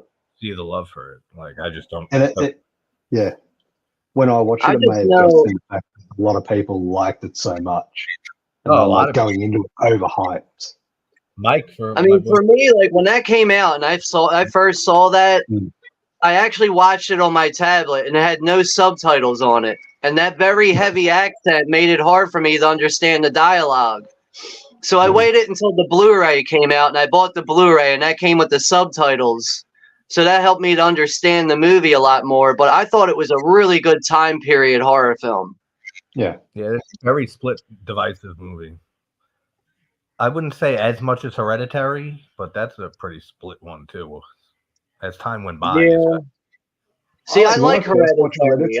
I like Hereditary and Midsummer, but I'm not like a diehard fan of those movies either. Like, I don't think they're as good as some people make them out to be, but I am a fan of Ari Aster. I do like his work. Yeah, I think Hereditary Well, I watched is pretty much a near masterpiece for me. Midsommar is great, but I put Hereditary over this. Definitely. when I first watched Hereditary, I didn't really like it. Second watch, I enjoyed it a lot more. Midsummer went straight into it on It takes the. more than one viewing, man. Yeah. It takes I more than went one. straight into. A lot of those Yeah. You pick up so much afterwards, like after the fact as well. Those are But yeah, one viewing Midsummer, movies. loved it straight from the back. Hereditary got was insane. That's why when Talk to Me came out last year, that was, I was saying, the biggest for an A24 movie since Hereditary, maybe. Probably right. The hype was insane. Good, I like. Those films are meant for multiple views, man. In my opinion. I did like Talk to Me, but I felt like that was just a bit overhyped. Because, like, when it came down to finally seeing it, I was seeing it based off of hype.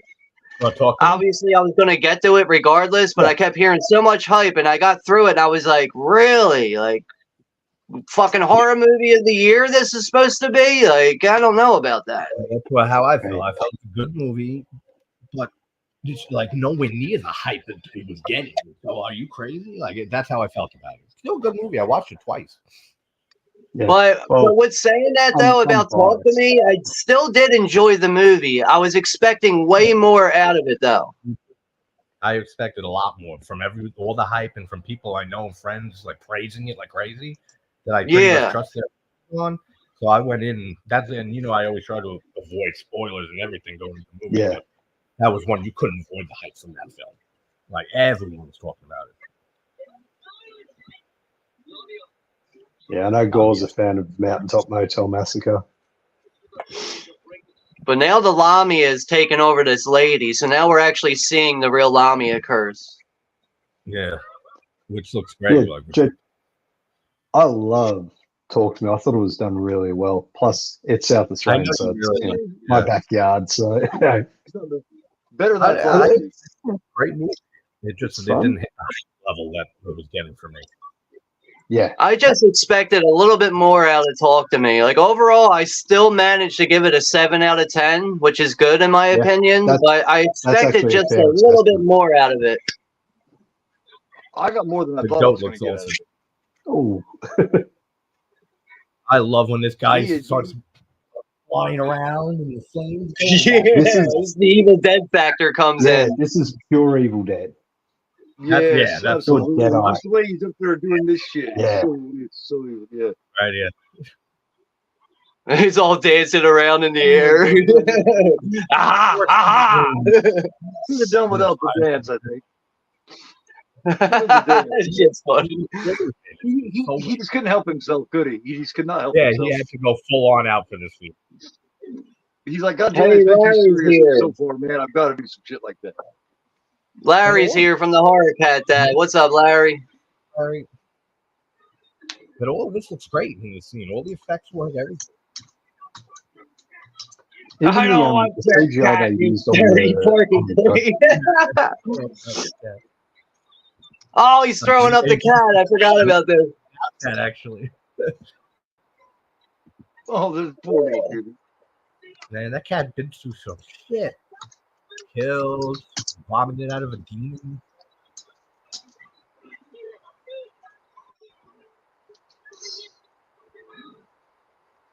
There was a slight bit of CGI there, which just looked a little bit out of place as well. Very 1 second. Like when you could see the guy's teeth, they looked like I don't know. Then we're getting that red smoke that's a little questionable.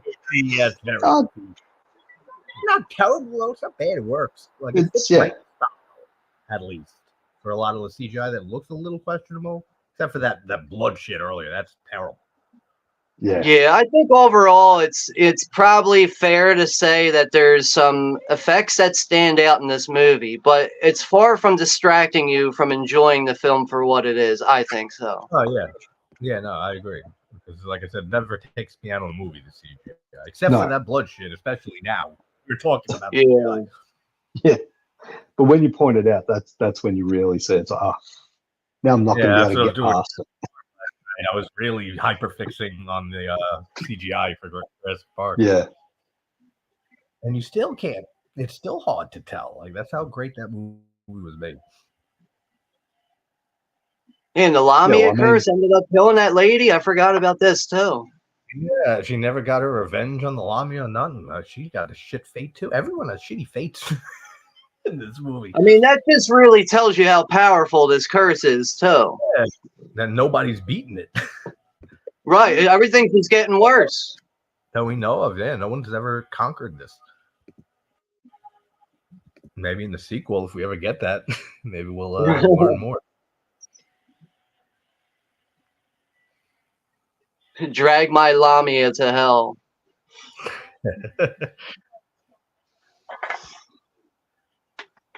A goat story. And she's totally like misunderstands the situation here. She's like, oh, man, after all this time, she wanted her revenge on the Lamia, and now she got it. It's over. And he's like, no, you misunderstand. Like that didn't happen. It's not over. Imagine thinking it's over, then get a bomb dropped on you again. Curse of Swan. No, that is kind of a distraction. Like so much shit happened in that scene that we kind of forget that the goat was never slaughtered. Yeah, and it makes sense actually that she thinks it's done. I would think after all that I just saw. Yeah, she just wants a cakewalk with this. See, now he says make a gift to the. Did this fucker know this the whole time? Because why didn't you start with that? Because that would have saved her a lot of problems. She still have a cat. It almost seems like bullshit where he's like, you know what? This is how I'm going to get her out of here for good. I'm going to blow on this fucking stupid button and put it in an envelope and tell her to give it to someone else, and I'm moving. She's not going to find me next time. She'd go back the next day. The shop's closed down. Yeah. That's funny. Malignant, someone mentioned. I did not care for Malignant. That's one. Yeah, a lot of people didn't like it. I enjoyed it. I thought it was really good. That is another one I got to give a rewatch because I only seen it the one time. I have it on Blu-ray, but I'm still like, I don't even know how to really feel about it. I'm like half and half on it, which is why I had to really sit down and see that again. You know what it reminded me of? And stuff. That's all I remember. Have you guys seen The Dark Half? They could have done a better job with the it reminded me of movie. Very obvious. Yeah. It reminded me of that in a way, like with the not going to spoil it for anyone who hasn't seen it, but it kind of reminded me of that a little bit. But with I can see that. I can see the similarities of that. I haven't seen it. So. Yeah, it's worth taking a look. I mean, it's James Wan, I think. It's James Wan. Yeah, you know what's funny though? Like now we're talking about The Dark Half real quick. The first time I ever saw that movie. And the little boy Thad, I think that's his name in it, Thad or something, is played by Timothy Hutton. And he has that migraine where he's like having a splitting headache and they have to give him emergency surgery on his head. And they cut open his head and they find that eyeball in his brain. Yeah. And I first saw that as a kid. I was like, like I was so scared of that scene, dude. Fucking terrified the shit out of me. Yeah, I need to rewatch Malignant soon. Because I don't remember much of the ending. But like when they cut open that kid's head and they're like, what is that? They start poking it and then the eyelid opens up and it's the eyeball, which is the other half of him inside of him. Yeah, the Dark Half is great. I read the book a long time ago. Yeah. Great too. Now Yeah, she's talking got about double features and stuff, you could do the Dark Half with Malignant, or you could do the Dark Half and Secret Window. Secret Window's a great movie. That's an underrated Yeah. King adaptation. That's another one I haven't seen in a long time. Johnny Depp, right? Yeah, That's a good one. very good. The story's very good. The short story. You guys like The Ninth Gate? I haven't seen that. That's actually a good one. I haven't seen in forever. Long time, but yeah. Since it came out, That's a probably. Roman Polanski movie too. Nefarious is another one. People keep talking about. I haven't seen yet. I like Nefarious. Yeah, It's good. It's I watch soon because I keep hearing about it. Yeah, we did a watch party for Nefarious back in the summertime, but it really wasn't a good idea for me to watch that as a first time watch during a watch party. Yeah. But when I finally sat down and watched it on my own, I could appreciate the movie much more.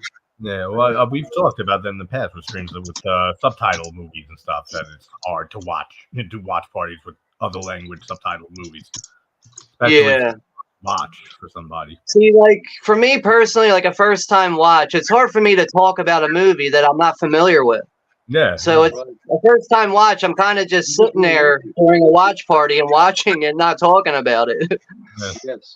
Yeah. Well, I mean, how can you talk about something you haven't seen? Definitely, like, I feel like it's important to do a watch party on a movie that you're familiar with. Oh, yeah. Or at least you've seen First watch anything, you shouldn't have any distractions and stuff. Even if it's fun distractions, like and shit talking and stuff. You have to pay attention when the first time you ever see it. You have to pay attention. So on a second or third time, maybe. Right. Yeah. So you're familiar with at least something of it, so you can elaborate on the movie. Yeah. Oh, sure. Or you just get yourself watching it. That's what I've done on first time watches. I've done watch alongs, and I just end up watching it, and I'm not talking. I'm not communicating at all. Right, because you're trying to take it in. You're taking it in for the first time. That's why I tell Dave, my boy Dave, every time I have him on, we watch like a new Italian he hasn't seen. I tell him, make sure you watch this again, like by yourself tomorrow. And saying blast the volume, like for Suspiria. I told him for City of the Living Dead. I told him for Zombie. I said blast the fucking stereo, watch it on your big screen TV, have a nice drink, whatever, and just chill and just pay attention and just experience it, because that's I always tell people to watch it first, to be like, hey, if you want to do this, say Tuesday or whatever, try to watch this sometime in between now and then, so that it's not the first time you're seeing it, so we can actually talk about it. Actually, it's funny you mention that, because me and Juno have been doing that lately. Like, if we have something scheduled, which is usually like a Friday night, me and him will watch it on our own, like that week. And then we go into what, as long as I have time for it. Like, even with this, I actually ended up watching this like 3 days ago, so I can be familiar with the movie again. But I still forgot a couple things. Even though I did watch this 3 days ago, I forgot a couple things. Yep. I still did. Oh, it always happens. But I do the same thing. Sometimes, like, I'll watch a movie ahead of time that I know I'm going to do a video on or review on, whatever, like in a day or two. I'll watch it, and then I'll watch it again while I'm recording and shit a few days later. It's it's just, I think it's wise to do that, just so you're caught up on the movie. There's so many movies to remember and aspects about certain movies. And I feel like with the older I get, I'm getting less sharp on remembering a lot of things from certain movies, especially if I haven't seen it in the past year. Remember all the information and shit that we do already? It's too much info. You can't think of everything you have in your head always. But I know sometimes when I'm watching a movie and I get to the special features, there is certain information that'll really linger with me. Like something that I just never knew before about a certain movie until I watched the features on it. That's why I find it's best sometimes just... Yeah, I was just talking about that. That is a great movie.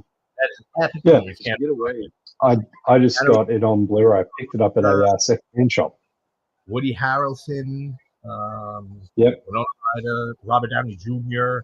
Yeah, huge cast. Oh, Natural Born Killers? The Philip K. Dick adaptation. Yeah, A Scanner Darkly. Oh, yeah, it's rotoscoping over the live action. Works really well. Very effective. Yeah, they spent a lot of time. They filmed it and then they rotoscoped throughout all of it, so it has a trippy art look.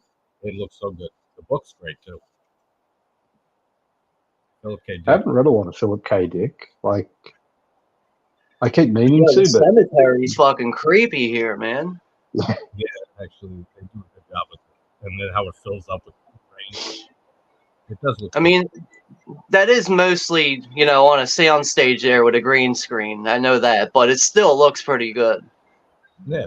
I mean, considering the level of the CGI in the whole movie as a whole. Like, I remember when the trailer was first released for this, and they showed a brief scene of this part here where she's in the grave. When I first saw that in the trailer, I was like, "Fuck, this is gonna be good, dude." Ganush. What if Ganush! Wrong though, and like giving it away does nothing. Like, that sucks. I just don't understand how she's like, you know what? I'm just gonna give the curse back to her, and everything's gonna be fine.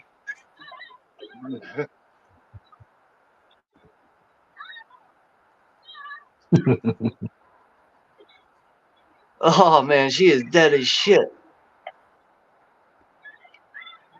Oh, just open her mouth with a shovel. Oh. It's very Reanimator / Day of the Dead kills, but then they actually decapitate them the head. yeah. Nice nipple shot. I agree. Yeah. First power is good too. That's very similar to Fallen. Body. Yeah. Something. And then she still fucks with this woman, the dead corpse. This is such a great movie. When she's trying to get out of the grave, it kind of reminds me of the pool scene in Poltergeist. Yeah. Yeah. Do you think that the Lamia's curse is fucking with her purposely and causing this, like her body to fuck with her and stuff? All of this is coincidence. I think the possibility is there. Yeah, that the Lamia might be just like messing with her. Because why'd that thing fall down? Yeah, it's raining, muddy, but you could think the Lamia is playing some role in this.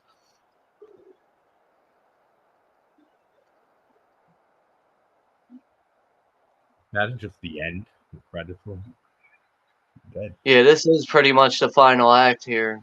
Yeah.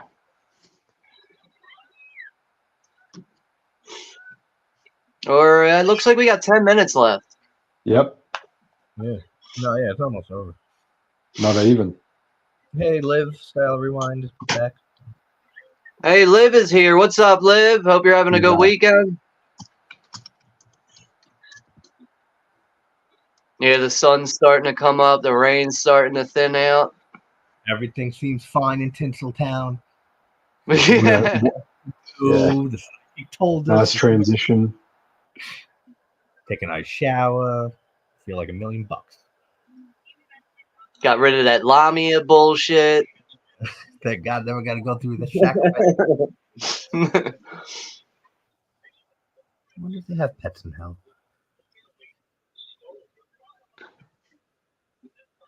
She does not deserve a pet. Yeah, I love that too. How it works out. The other guy who went crying to him, admitting that he took the files to another company. Funny. Maybe that's what part 2 will be. She gets her revenge on that Asian guy. She is the Lamia. She comes back. Yeah, she becomes the Lamia and just totally haunts that Asian guy and his family for trying to steal the promotion. Hey, Hatcher Boy. What's up, brother? Hey, P-Rich is here. What's up, P-Rich? We're pretty much at the end of this movie here.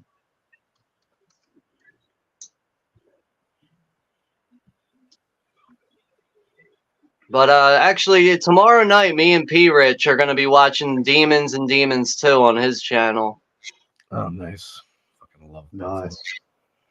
I think that's around like 8:30, something like that. Yeah, Gordon and I did that. We did Demons 1 on his channel and then Demons 2 on mine. That was a lot of fun. I love those movies. Those are really I think Demons 1 and 2 are just movies that'll truly never get old. They're just way too much fun. the horror Yeah. themes throughout it and all the absurdness with all the gore and the comedy that comes with it and the dialogue. It's so good. The effects in there are We're amazing. not with doing the the reanimators also. aren't we? the transformation, We're Yeah. gonna do reanimator bangs, and all that. light up reanimators. Yeah. Yeah, We're Gore and gonna I, we're going to do, yeah, Okay. like I was saying, we're going to do Reanimator on his channel, Brighter Reanimator on mine. We're not going to talk about Beyond Reanimator. That I haven't seen Beyond. sounds cool though. When are you guys Yeah. doing that? I don't know. Right now, I'm on live hiatus, Yeah. so I don't know. Yeah. One of these days, I'll be back to that. Couple months, Yeah. 8 months, whatever. I mean, Till it's then, whatever. There's always plenty of shit to do in the future with watch parties. Yeah. Absolutely. I'm just I'm just away for a while. I just don't have anything to do with Yeah. lives for a while. I'm just gonna upload and shit for a minute and guest on people's channel on their lives. That's all good, man. Sounds Yeah. good. Yeah, take some time back, enjoy it, and then get back into it when you feel right. Yeah, Yeah. I just have to get away sometimes, man. Right now I'm just over it. Yeah. Here we go. Everybody needs a break sometimes, man. You need I'm talking like anything, really. Like you need a break from almost anything in life sometimes, whether it's something you really love or whatever it is. Sometimes you just gotta, just rethink things or whatever it is that might be bothering you, and just reinvent yourself. And just rejuice, re-energize, Yeah. brain, everything. Here comes the train. Yeah. Look that terrible. It does look. It's the worst with the blood thing. I just think when her face turns into the skull, the CGI is like, That's the worst part. The fire, though, bringing her down, don't look too bad. That, Right But there. I just love how the boyfriend he's finally convinced of the Lamia curse when she's dead. He just became an instant believer in everything. Right. So it took her death for him to finally believe everything that she went through. Yeah, not even a death. It took watching your girlfriend get dragged to fucking literal hell. Yeah. Right before. But I do feel like right the button switch. I feel like they did it very obvious. I mean, maybe it was the point, but I feel like they could add a little more subtle. Because as soon as they stopped in the car, he switched it up. It switched up. Yeah, I never thought about that till now, but you are right. Yeah, like, they could a little bit more subtle. But such a fun movie. But that is Drag Me to Hell. That is Drag Me to Hell. So apparently Greg Nicotero was one of the puppeteers. Yes. I'm looking at the credits right now as it's rolling, but it says Greg Nicotero is one of the puppeteers. I wonder if it was just him or if he had a burger and Kirsten. Well, there was a full list of puppeteers, but it only said Nicotero's name from the KMB group. Yeah. Because 2009, that was when did Walking Dead start? 2010. 2010. Halloween 2010 it was. I remember it premiered Halloween night 2010. That's right. That's when K&B like really blew up. I mean, they were huge and doing so many classic movies, but unless you were a real horror fan, once The Walking Dead started, then they got their gig on there. I mean, the work they did on that show was fantastic. Yeah. All the work they do. I feel like the first 3 seasons of The Walking Dead are very solid. The other seasons are they're not bad, but they just don't live up to the first 3, I think. I agree. I like the Darabont. Once they got rid of Darabont, it's all right. Yeah. But then they lose it again, especially when they make Negan a good guy, for Christ's sake. Yeah, but that whole when they first meet Negan, that's a great episode. Yeah, that's the problem with it. It had its peaks and valleys and whatnot. Like it got really good, and then it went really shit. Then it got really good again, and it just kept never finished the you last just season. kept hoping it's. Dude, it became such a struggle for me to stay up with it. And like once the 8th season came around, like I actually got through all the episodes of season 8. And then when they announced season 9, I was like, you know what? I'm done. I can't do it no more. Yeah, kind of what Denise said when she said after Rick was gone. Like that's kind of when I stopped watching too, because the last 11th season was the last one. I didn't see that.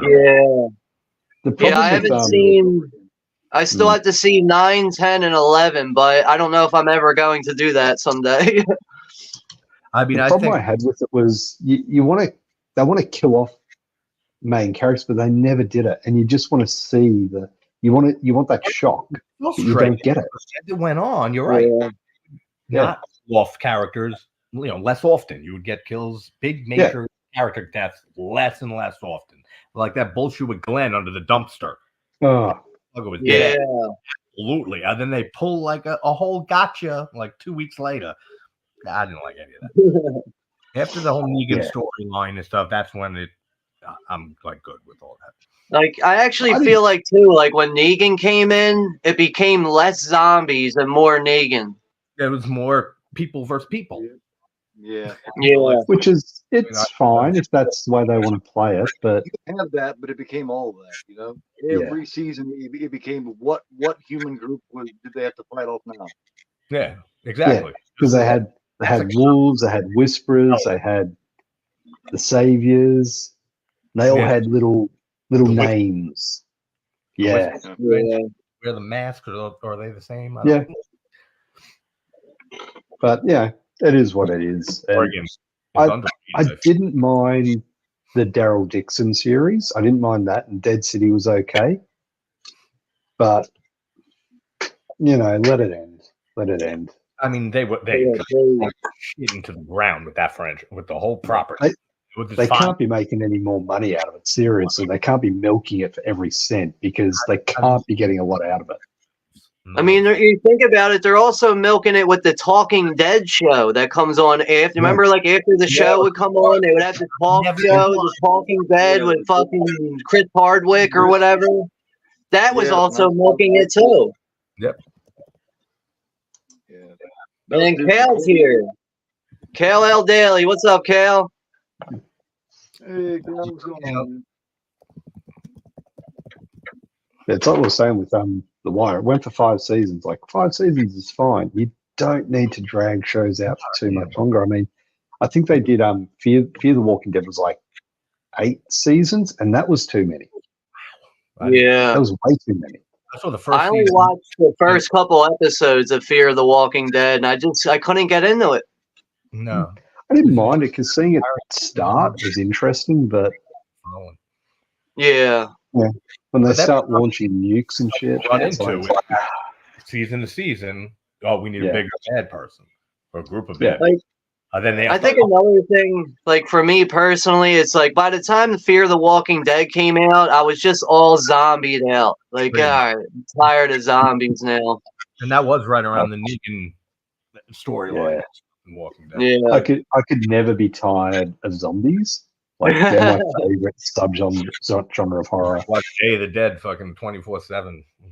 But I never finished that Day of the Dead series. That was a fucking shit show. I watched shit show. one episode and went, I'm not in. I'm not doing this, and we'll not go back. No. Yeah, I didn't hear one good thing. It was not good. Not good is the only good thing I can say about it. You want me to say how bad it was? I'll fucking say how bad it was. I was shocked at how bad Critters 4 was. I saw 3 as a little kid because Leo DiCaprio first movie. I didn't remember it. I liked the first 2. Then I watched 3. I said this wasn't anywhere near as bad as people make it out to be. Critters 3. Like Critters 3 is fine because it's fun, but it's fine. It's not a terrible movie. 4 was god awful, and we have the cast is excellent. We have Brad Dourif. You got Angela Bassett, young Angela Bassett, and Ramsey. Yeah. You have Leo Johnson from Twin Peaks. And the cast is excellent, and the acting is good, but the story it's so fucking slow, boring. Oh, I was drinking by the end of the movie. I had to make a 5th drink just to get through the last half hour. It was so boring. I guess Critters Oh, 4 that's bad. that one like nosedives. It made it one past Ghoulies because Ghoulies go to college. The third one, that one's awful. But that one had Jason Scott Lee in it, so it had Yeah, Dragon Bruce Lee. How could it be that bad? Really? Matthew Lillard in it, but I couldn't find him. I was looking like, where's Waldo during the movie, and I couldn't see him. I was, like zoned out because I was bored and I missed him. Yeah.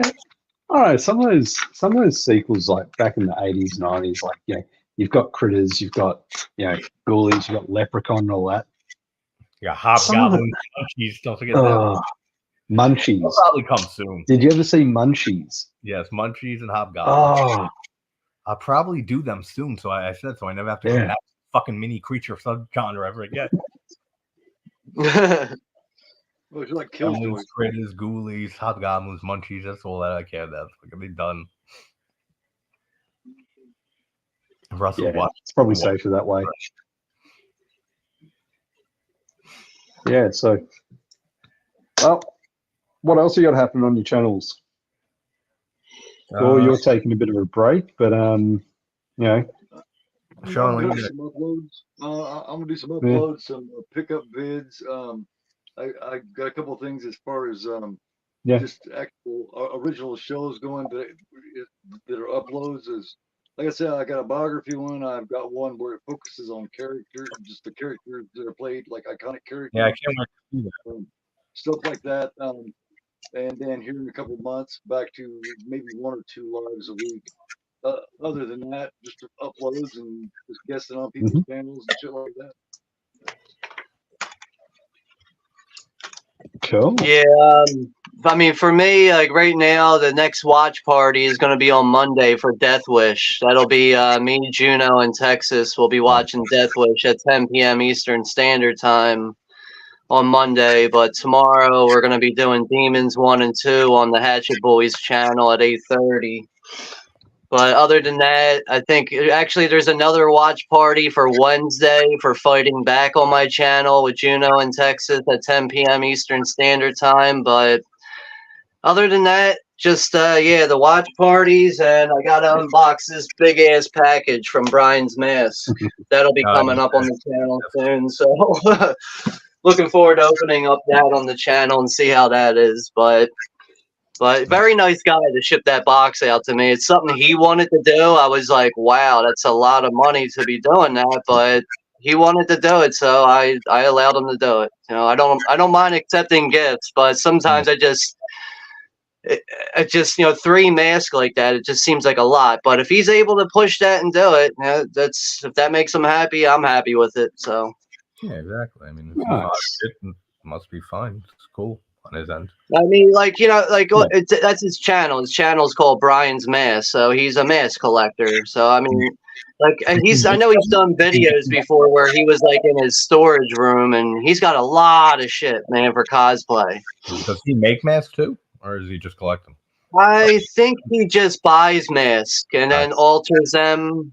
Sometimes I think he'll alter certain ones to fit on his head perfectly or whatever, but yeah, I don't think he makes his own mask or anything. I'm sure he probably has before, but I know he's more just a straightforward mask collector. Cool. Yeah, I can't wait to see those masks. But yeah, other than that, that's all I really had planned for the channel. Just videos and watch parties. Mayhem's got to change that. She hasn't seen Demons 2. Oh yeah, May has to change that. Yeah, and waiting for a response from you, May, for Tourist Trap. For a watch for that. I've been doing the Jurassic Park movies. Started last night with the first 2. So moving on with the rest of that series and the Critters, finishing that up because there's nice. And like an 8 or 9 episode miniseries for Critters. After 4, I'm not too enthused. Then the 8th at 7 p.m. Yes. Harry Shen, because I think movies, be on the channel, which is awesome. So that'll be an absolute blast talking with, because I adore the Hatchet franchise, and Victor Crowley is my favorite entry. Nice. Yeah, I'm looking forward to that. That'll be good. It's such a nice guy too, man. I just sent him one message, then he reached back out and he's like, "Did you ever get my email?" I said, "No, you emailed me back." He said, "A while ago." I said, "Oh, I never got it." And then he sent it again, and I said, "Oh, I got it this time." He's like, "Let's do it. Let's do the live stream." I said, "All right," because I mentioned Shrieker, the full moon movie. That was his first film. He's like, "Wow, Shrieker, you just brought me back. That was my first movie. Let's do it." I said, "All right, cool." So the That's cool. Yeah, I really need to go back and rewatch all the Hatchet films. Victor Crowley, I've probably seen because I own that one, and I probably enjoy it. I wouldn't say I enjoy it the most, but it's the one I've seen the most. But Which one? Victor Crowley. Yeah, and that's my favorite one. Yeah. If I'm in the mood for a more serious one, even though there is comedy a lot in the first one, I'll go with the first. If I just want a blast of a time watching something, it's Victor Crowley. Yeah. Yeah, I still only care for the first Hatchet movie. That's it. I can only do the first Hatchet, and that's it. I like the second one because the third one's my least favorite because it's kind of like Predator, like Hatchet, like mad shit in the woods. It's so good. It's just my least favorite, but 2 is great. It has some good kills. Yeah. I mean, the Hatchet series, because it started out with a different lead actress, right? And then they changed it to Danielle Harris in 2 and 3. Which I don't, as much as I love Harris, I really like the original girl. I like the original Mary Beth from the first movie. Yeah. Yeah.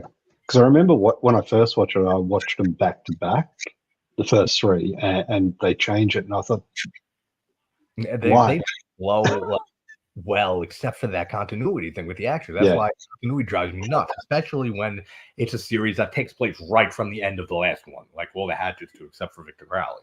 It's the next freaking shot. It's the same shot that ended the first movie, but it's Danielle Harris now instead of it's jarring as much as I do. Didn't they do that for Chrome Skull as well? Laid to Rest? The actress, right? The main girl from the first one? Yeah.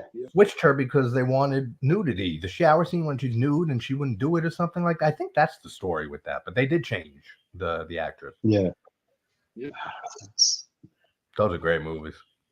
Yeah.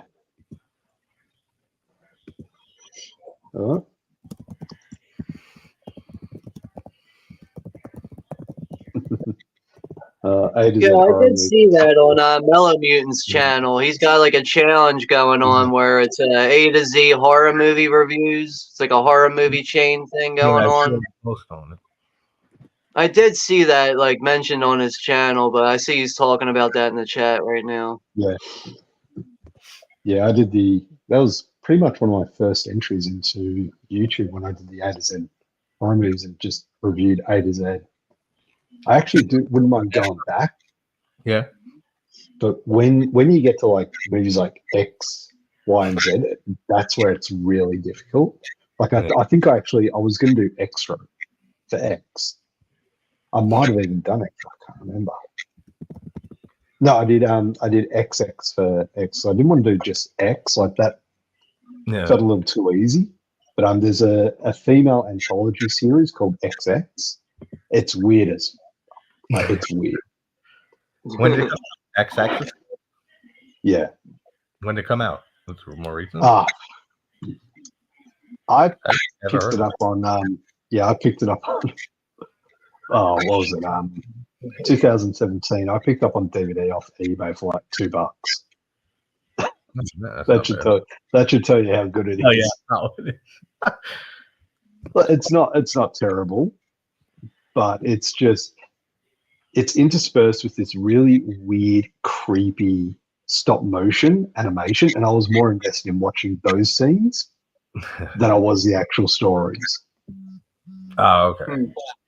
Have you ever seen ABC's of Death? Those movies? Yeah, they're fun. Pretty fun. There's some good sketch, bits in there for each. I feel like that's a movie to watch when you're out of you have sheer boredom and you kind of it's late at night and you want to go to sleep and you just want to watch something that really doesn't make much sense because those segments throughout it, there's so many. It goes through every letter. They happen so fast. If there's one that you don't like, it's just hang on a minute. The next one's coming, That's the good thing about anthologies, especially those movies. Yeah. Because like 3 of them, right? There's 1, 2, and 1.5 or 2.5, something like Something like that. I know I found the first one at Dollar Tree a few years ago for like $1, and that's the reason why I bought it. that. Free What I streaming like about anthology films, you can watch a few of them, and that's it. Like, it's good. Yeah. Yeah. Like, actually, speaking of anthology films, I just got a Mario Bava one. Finally got this one in my collection. That's Black Sabbath. Awesome. Oh, yeah. But this is technically considered as a horror anthology, but I still haven't seen the movie yet. No, you never saw Black Sabbath? You're going to love that. No, I still haven't seen it. But I found that one online for like $15, which is really not bad for a Kino release with the slipcover. Yeah, that's cool. That's cool. Black Sabbath is one of the top movies. The others are Abbott and Costello Meet Frankenstein and The Good, Bad, and the Ugly. It's known as like one of the OG fucking anthologies, man. It's known as one of the OGs, so you definitely got a good one. I really want to get Black Sunday into my collection, but apparently that's out of print and goes for stupid money now. Yeah. It's one of the few Arrow window slips that I don't have. The Arrow window slips. It's on Arrow window slip, and it's one of the few I don't have yet. Yeah, those things are pricey. They're nice, but pricey, man. I got like 25 of them, and there's like 4 I still need. Do you guys remember? Probably all of us. The first video you guys did on the on your channels. What was it? First video. About anything like that? I think mine was like a pickup video for like movies. Like I bought some movies. It was just like me holding the camera and just going like, I picked up some movie. It was like the worst shit ever. It was like 2 minutes long. Not on my channel anymore, but I think that was like the first video ever. Was a 2-minute pickup on my Friday 13th Part 2 German media book, and then my second one was a pickup, was a 2.5-minute or 3-minute pickup on the Phantasm German media book. That was my first 2 bits. Nice. Jason, what about you? Mine was just showing off my horror movie collection. I started off, I think it was about a 5 or 6 minute video, and then just went through them, doing A to C, then D to F, and went through the whole lot. Now, I think it was probably about. Could you guys like look at those old videos? I can't. Oh God, no, dude. There's times where like I see sometimes on my channel an older video will pop up, and I click on it, and I get through like 5 seconds, and I'm like, oh, I'm irritated by that right away. Like, I gotta turn that off. My first thing on the channel was Ginger Snaps video, and that had like a half hour, and the second was Fade to Black from 1980, which is a very, very underrated film. Yeah. My only real issue with Fade to Black is I just wish it had a more of a climatic ending to it. It's like a slow motion scene. The dude falls off the roof. It's just the way the movie ends. I'm always like, why does that ending feel so bland to me? Yeah, but the rest of the movie's so cool. Yeah, it's a very cool premise with him being a cinephile and dressing up like the Universal monsters and other people killing people.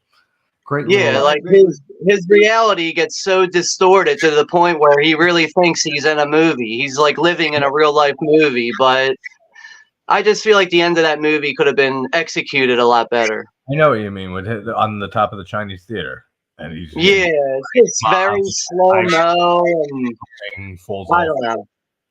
I feel like the movie could have had a better ending overall, but other than that, it is a really cool film. Zombie. Zombie's my favorite horror movie. Are you saying? Yeah, Larry has a question. Horror score. Halloween. I'd have to go with. Favorite horror score. Man, that's a tough one. Honestly, I'm probably gonna have to go with Cannibal Holocaust. That's up there for me. That's in my top 5, 6. That was just one. And like the funny thing about that, like with the Cannibal Holocaust score, it's barely like a horror score. It's more of like is so it's more of like orchestra music, and then you get these occasional jungle sounds throughout it and stuff. But then you get the content of the movie afterwards. First time. yeah, right. You get the opposite of what the music is. Yeah, it's like false tricks you into like, oh, this is calm, and maybe it's not as bad as everyone says. But like, I also really like the Cannibal Holocaust main theme because it's so powerful. It doesn't matter. Like, I feel like I can listen to that theme while just cleaning my house or just like any time. Really. You know, I've done like 10 covers of that shit. I love that. Candyman, the Helen's theme from that, the Halloween score, Suspiria, Deep Red, like Zombie, City of the Living Dead. Those are all up there. Yeah. I don't know. I'd have to say Dawn of the Dead for me. Return? Dawn No, Dawn of the Dead. Okay. Just because, you know, you can also then go and watch Shaun of the Dead. And it's the same score. So, you know, you got both. Shaun is so good. Yeah, you're all right about that. Day of the Dead, I love the score too. Except for like that easy guitar solo at the end, but I kind of block it out now. But it's the 80s, so it makes sense. Well, that's the thing. I'm watching a lot of the this trashy 80s horror and that score of it's pretty bad. Mellow Mutant just mentioned a good one, and the theme song for Night of the Demons. Every time I hear the theme song for Night of the Demons, I'm ready to start moshing my room in half. Like, it makes me want to get up and start getting hype. Like, as soon as I hear it, like. That's always been one of those movies. It's fine. I like it. That's just I never was a huge fan of Night of the Demons. I never saw the second one. You know what? It seems like a lot of people really don't like Night of the Demons. Like, I hear a lot of people say, like, I don't really like that movie. I'm like, really? That's odd. Are they referring to the remake or the original? It's not something I throw on often and something that I like get real excited watching, but it's fun. It's fine. The lipstick effect with Quigley's breast is fucking epic. That shit looks so good. All the effects in that movie. For me, it's a near perfect movie because, you know, you have demons in it. Kids are trapped in the house on Halloween night. You know what I mean? It's got really good music throughout it and good effects. And I saw that at a very young age. And also, you know, that lipstick scene, I remember like looking at my brother and being like, dude, where'd the lipstick go? Did you see where it go? Like, where's it at? Oh, it's inside her tit. Okay. Like, how'd she get it? Mind-blowing movie to see that at a young age. I remember my sister rented the movie for me and my brother. We were too young to rent it. And she was like, I'll rent this for you if you guys will be good for the night. We're like, yep, no problem.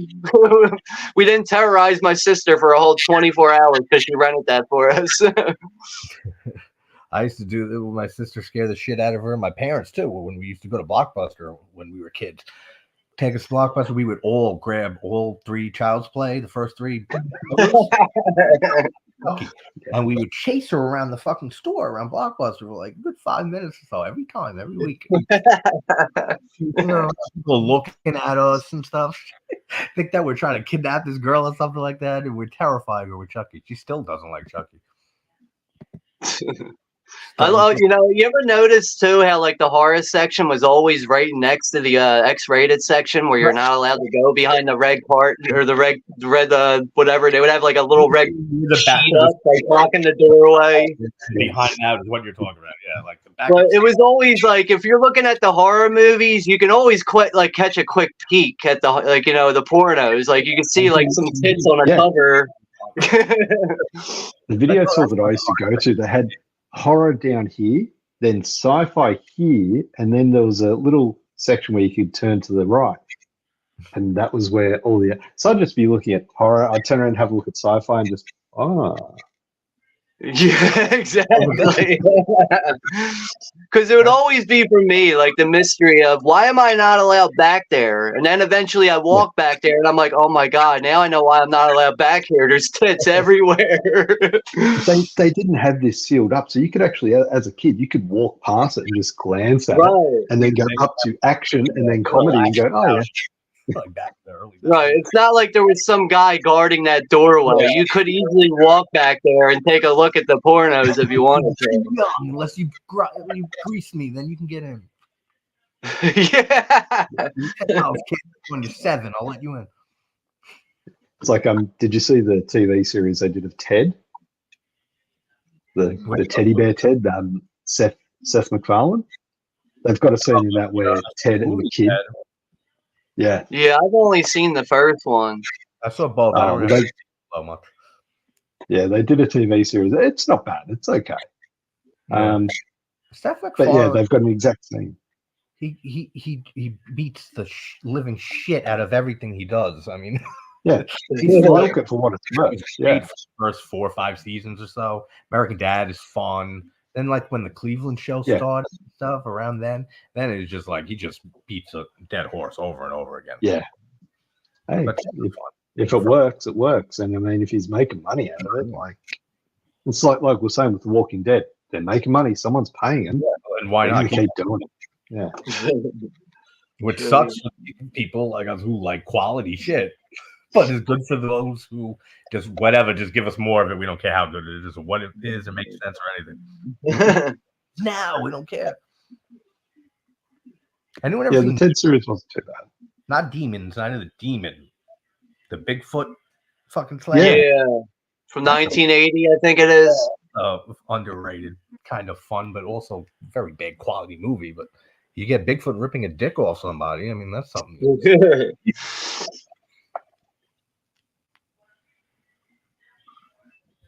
Yeah, I did notice that, Russell. Like in the actual movie, like her earrings turn upside down, the inverted cross when she gets possessed. It can be hard to make out because the scene is pretty dark. Because it's like the only thing light in the room is like the fireplace, basically, and like that ghetto strobe light.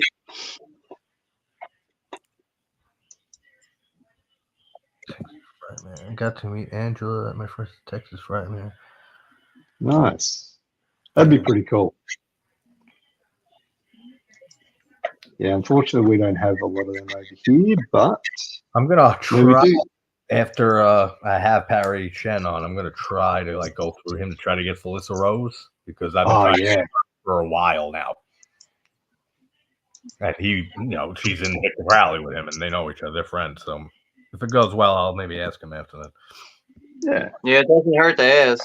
I mean, Jack Shoulder gave me Lynn Shay's email. I got in contact with her and stuff. I mean, she was busy at the time. Says I appreciate it. I said maybe we can circle back like in the new year this year. Her agent said, yeah, that's fine. But Lynn Shay wrote me an email back herself because Jack Shoulder was best friends with Bob Shay that had a New Line, which is the brother of Lynn Shay. So they knew each other forever. So he's like, here's her email. Say that Jack gave it to you when that he was on your channel, had a good time. Maybe she would have a good time too. He's a real nice guy, that guy, Jack Shoulder. Great dude. Yeah, overall, it sounds like he didn't even have to really give you that info. He was nice enough to do that. Yeah, like just super nice of him to just give Lynn Shay's fucking personal email to me. Yeah, that's cool. That also shows that he appreciates the fan base. Yeah, no, because he'll do interviews because Gareth had him on also a little before I did. He'll do interviews and then, especially now with how much bigger the love for Nightmare 2 has gotten over the years. It's a lot less hated, I think, nowadays. Yeah, you're right. Yeah, it was so funny because I actually just noticed, like, when I was watching Nightmare on Elm Street, Lynn Shay was in that. I'm like, how did I miss that completely? Like, and she's in Wes Craven's, and she's in Critters 1 and 2. I didn't know. That's the thing with horror movies. Sometimes there's certain things that'll distract you from logic and storyline. Or a character's name or a character completely. It can have you I really feel like horror films, sometimes we get so engrossed into them that sometimes we just don't even notice certain things that are flying by on the camera. Or on the screen. The mood that you're in watching a movie. We say this all the time. Yeah. I could watch a movie that's terrible, but like be in a great mood and just have fun with it. But then I can be in like a mood I just want to watch a movie and it ends up being terrible, and I go extra hard on it because like I'm for it. And that's like with saying that too is like that's why it's important to rewatch movies, and that's why I am a collector overall. Mm-hmm. I always want to, like, there's times I rewatch a film and I'm like, this movie is just really hitting for me differently than the last time I watched it, and it usually comes down to my mood on what I'm watching. Remember when you and I watched Valentine last year, Sean, and we were blown away by the lighting and shit? Like we were like, we don't remember the lighting being as good as it is in this movie. Like that wasn't good. Yeah. That was actually the very first watch party I ever did on the channel. Yeah. Oh, yeah, that's right. It was on. Yeah. That's the very first watch party I ever did on my channel was Valentine. Yeah. I mean, there's a lot of movies that I watch. I'll stream first of all because I'm dubious about it. Like, is it going to be good? Is it going to be shit? I don't want to waste my money on something I'm not going to enjoy and go back and watch. But then if I like it, I'll definitely go back and I'll go out, I'll buy it. Because I want to have it, I want to be able to rewatch it. Yeah, I remember probably about 5-10 years ago, I used to just do blind buys for the hell of it. And it really got to the point where I was like, a lot of this shit I'm not going to rewatch again, and it's just taking up space on my shelf. So I started watching shit illegally. And then to help me figure out what films are worth owning for me personally. And see, that's the trap I got into when Napster came out with music, and I never came back. 5 terabyte fucking music collection across different hard drives from Napster, like seriously from back then. Yeah. And then I just went the same route with movies after a while. Once they were able to find and stream and torrent, and it's all right, well, that's just the easiest way. Yeah. All right. Well, it's been 2 hours and 40 minutes. Yeah, we made this go. And thank everybody in chat for being here with us. Thank you, everyone, for watching along with us and being in the chat and being there. Thank you to JT, Sean, Gore. Thank you very much. It was awesome having you all on. Yeah, thank you very much, Jason, for having me on the channel. I believe this is the first time I've been on a stream with you on your channel, so I really do appreciate you inviting me on. Yeah, it's always great when you can get a stream out and so we know you work a lot. So when me and Keith said last time, as soon as you and that stream, we're there if we can be there because I do want to do more live streams, do more watch alongs. It's just it's a time factor for me. I'll let you know about the Empty Man thing because I'll probably do 2 weeks of March or something since I just did the podcast on it recently. Yeah, definitely. I've got it ready to rewatch. I just need to get the time to do it because with everything else I've got, doing my own shit and all that, it's Oh yeah, but, that's not enough time. All right, cool guys. Thank you everyone in the chat. It was a awesome time, but we've got to wrap it up. Thanks everyone. Thanks everyone. Catch you later. All right. Take care. Enjoy the rest of your weekend, everyone. Take care, everybody. Yeah.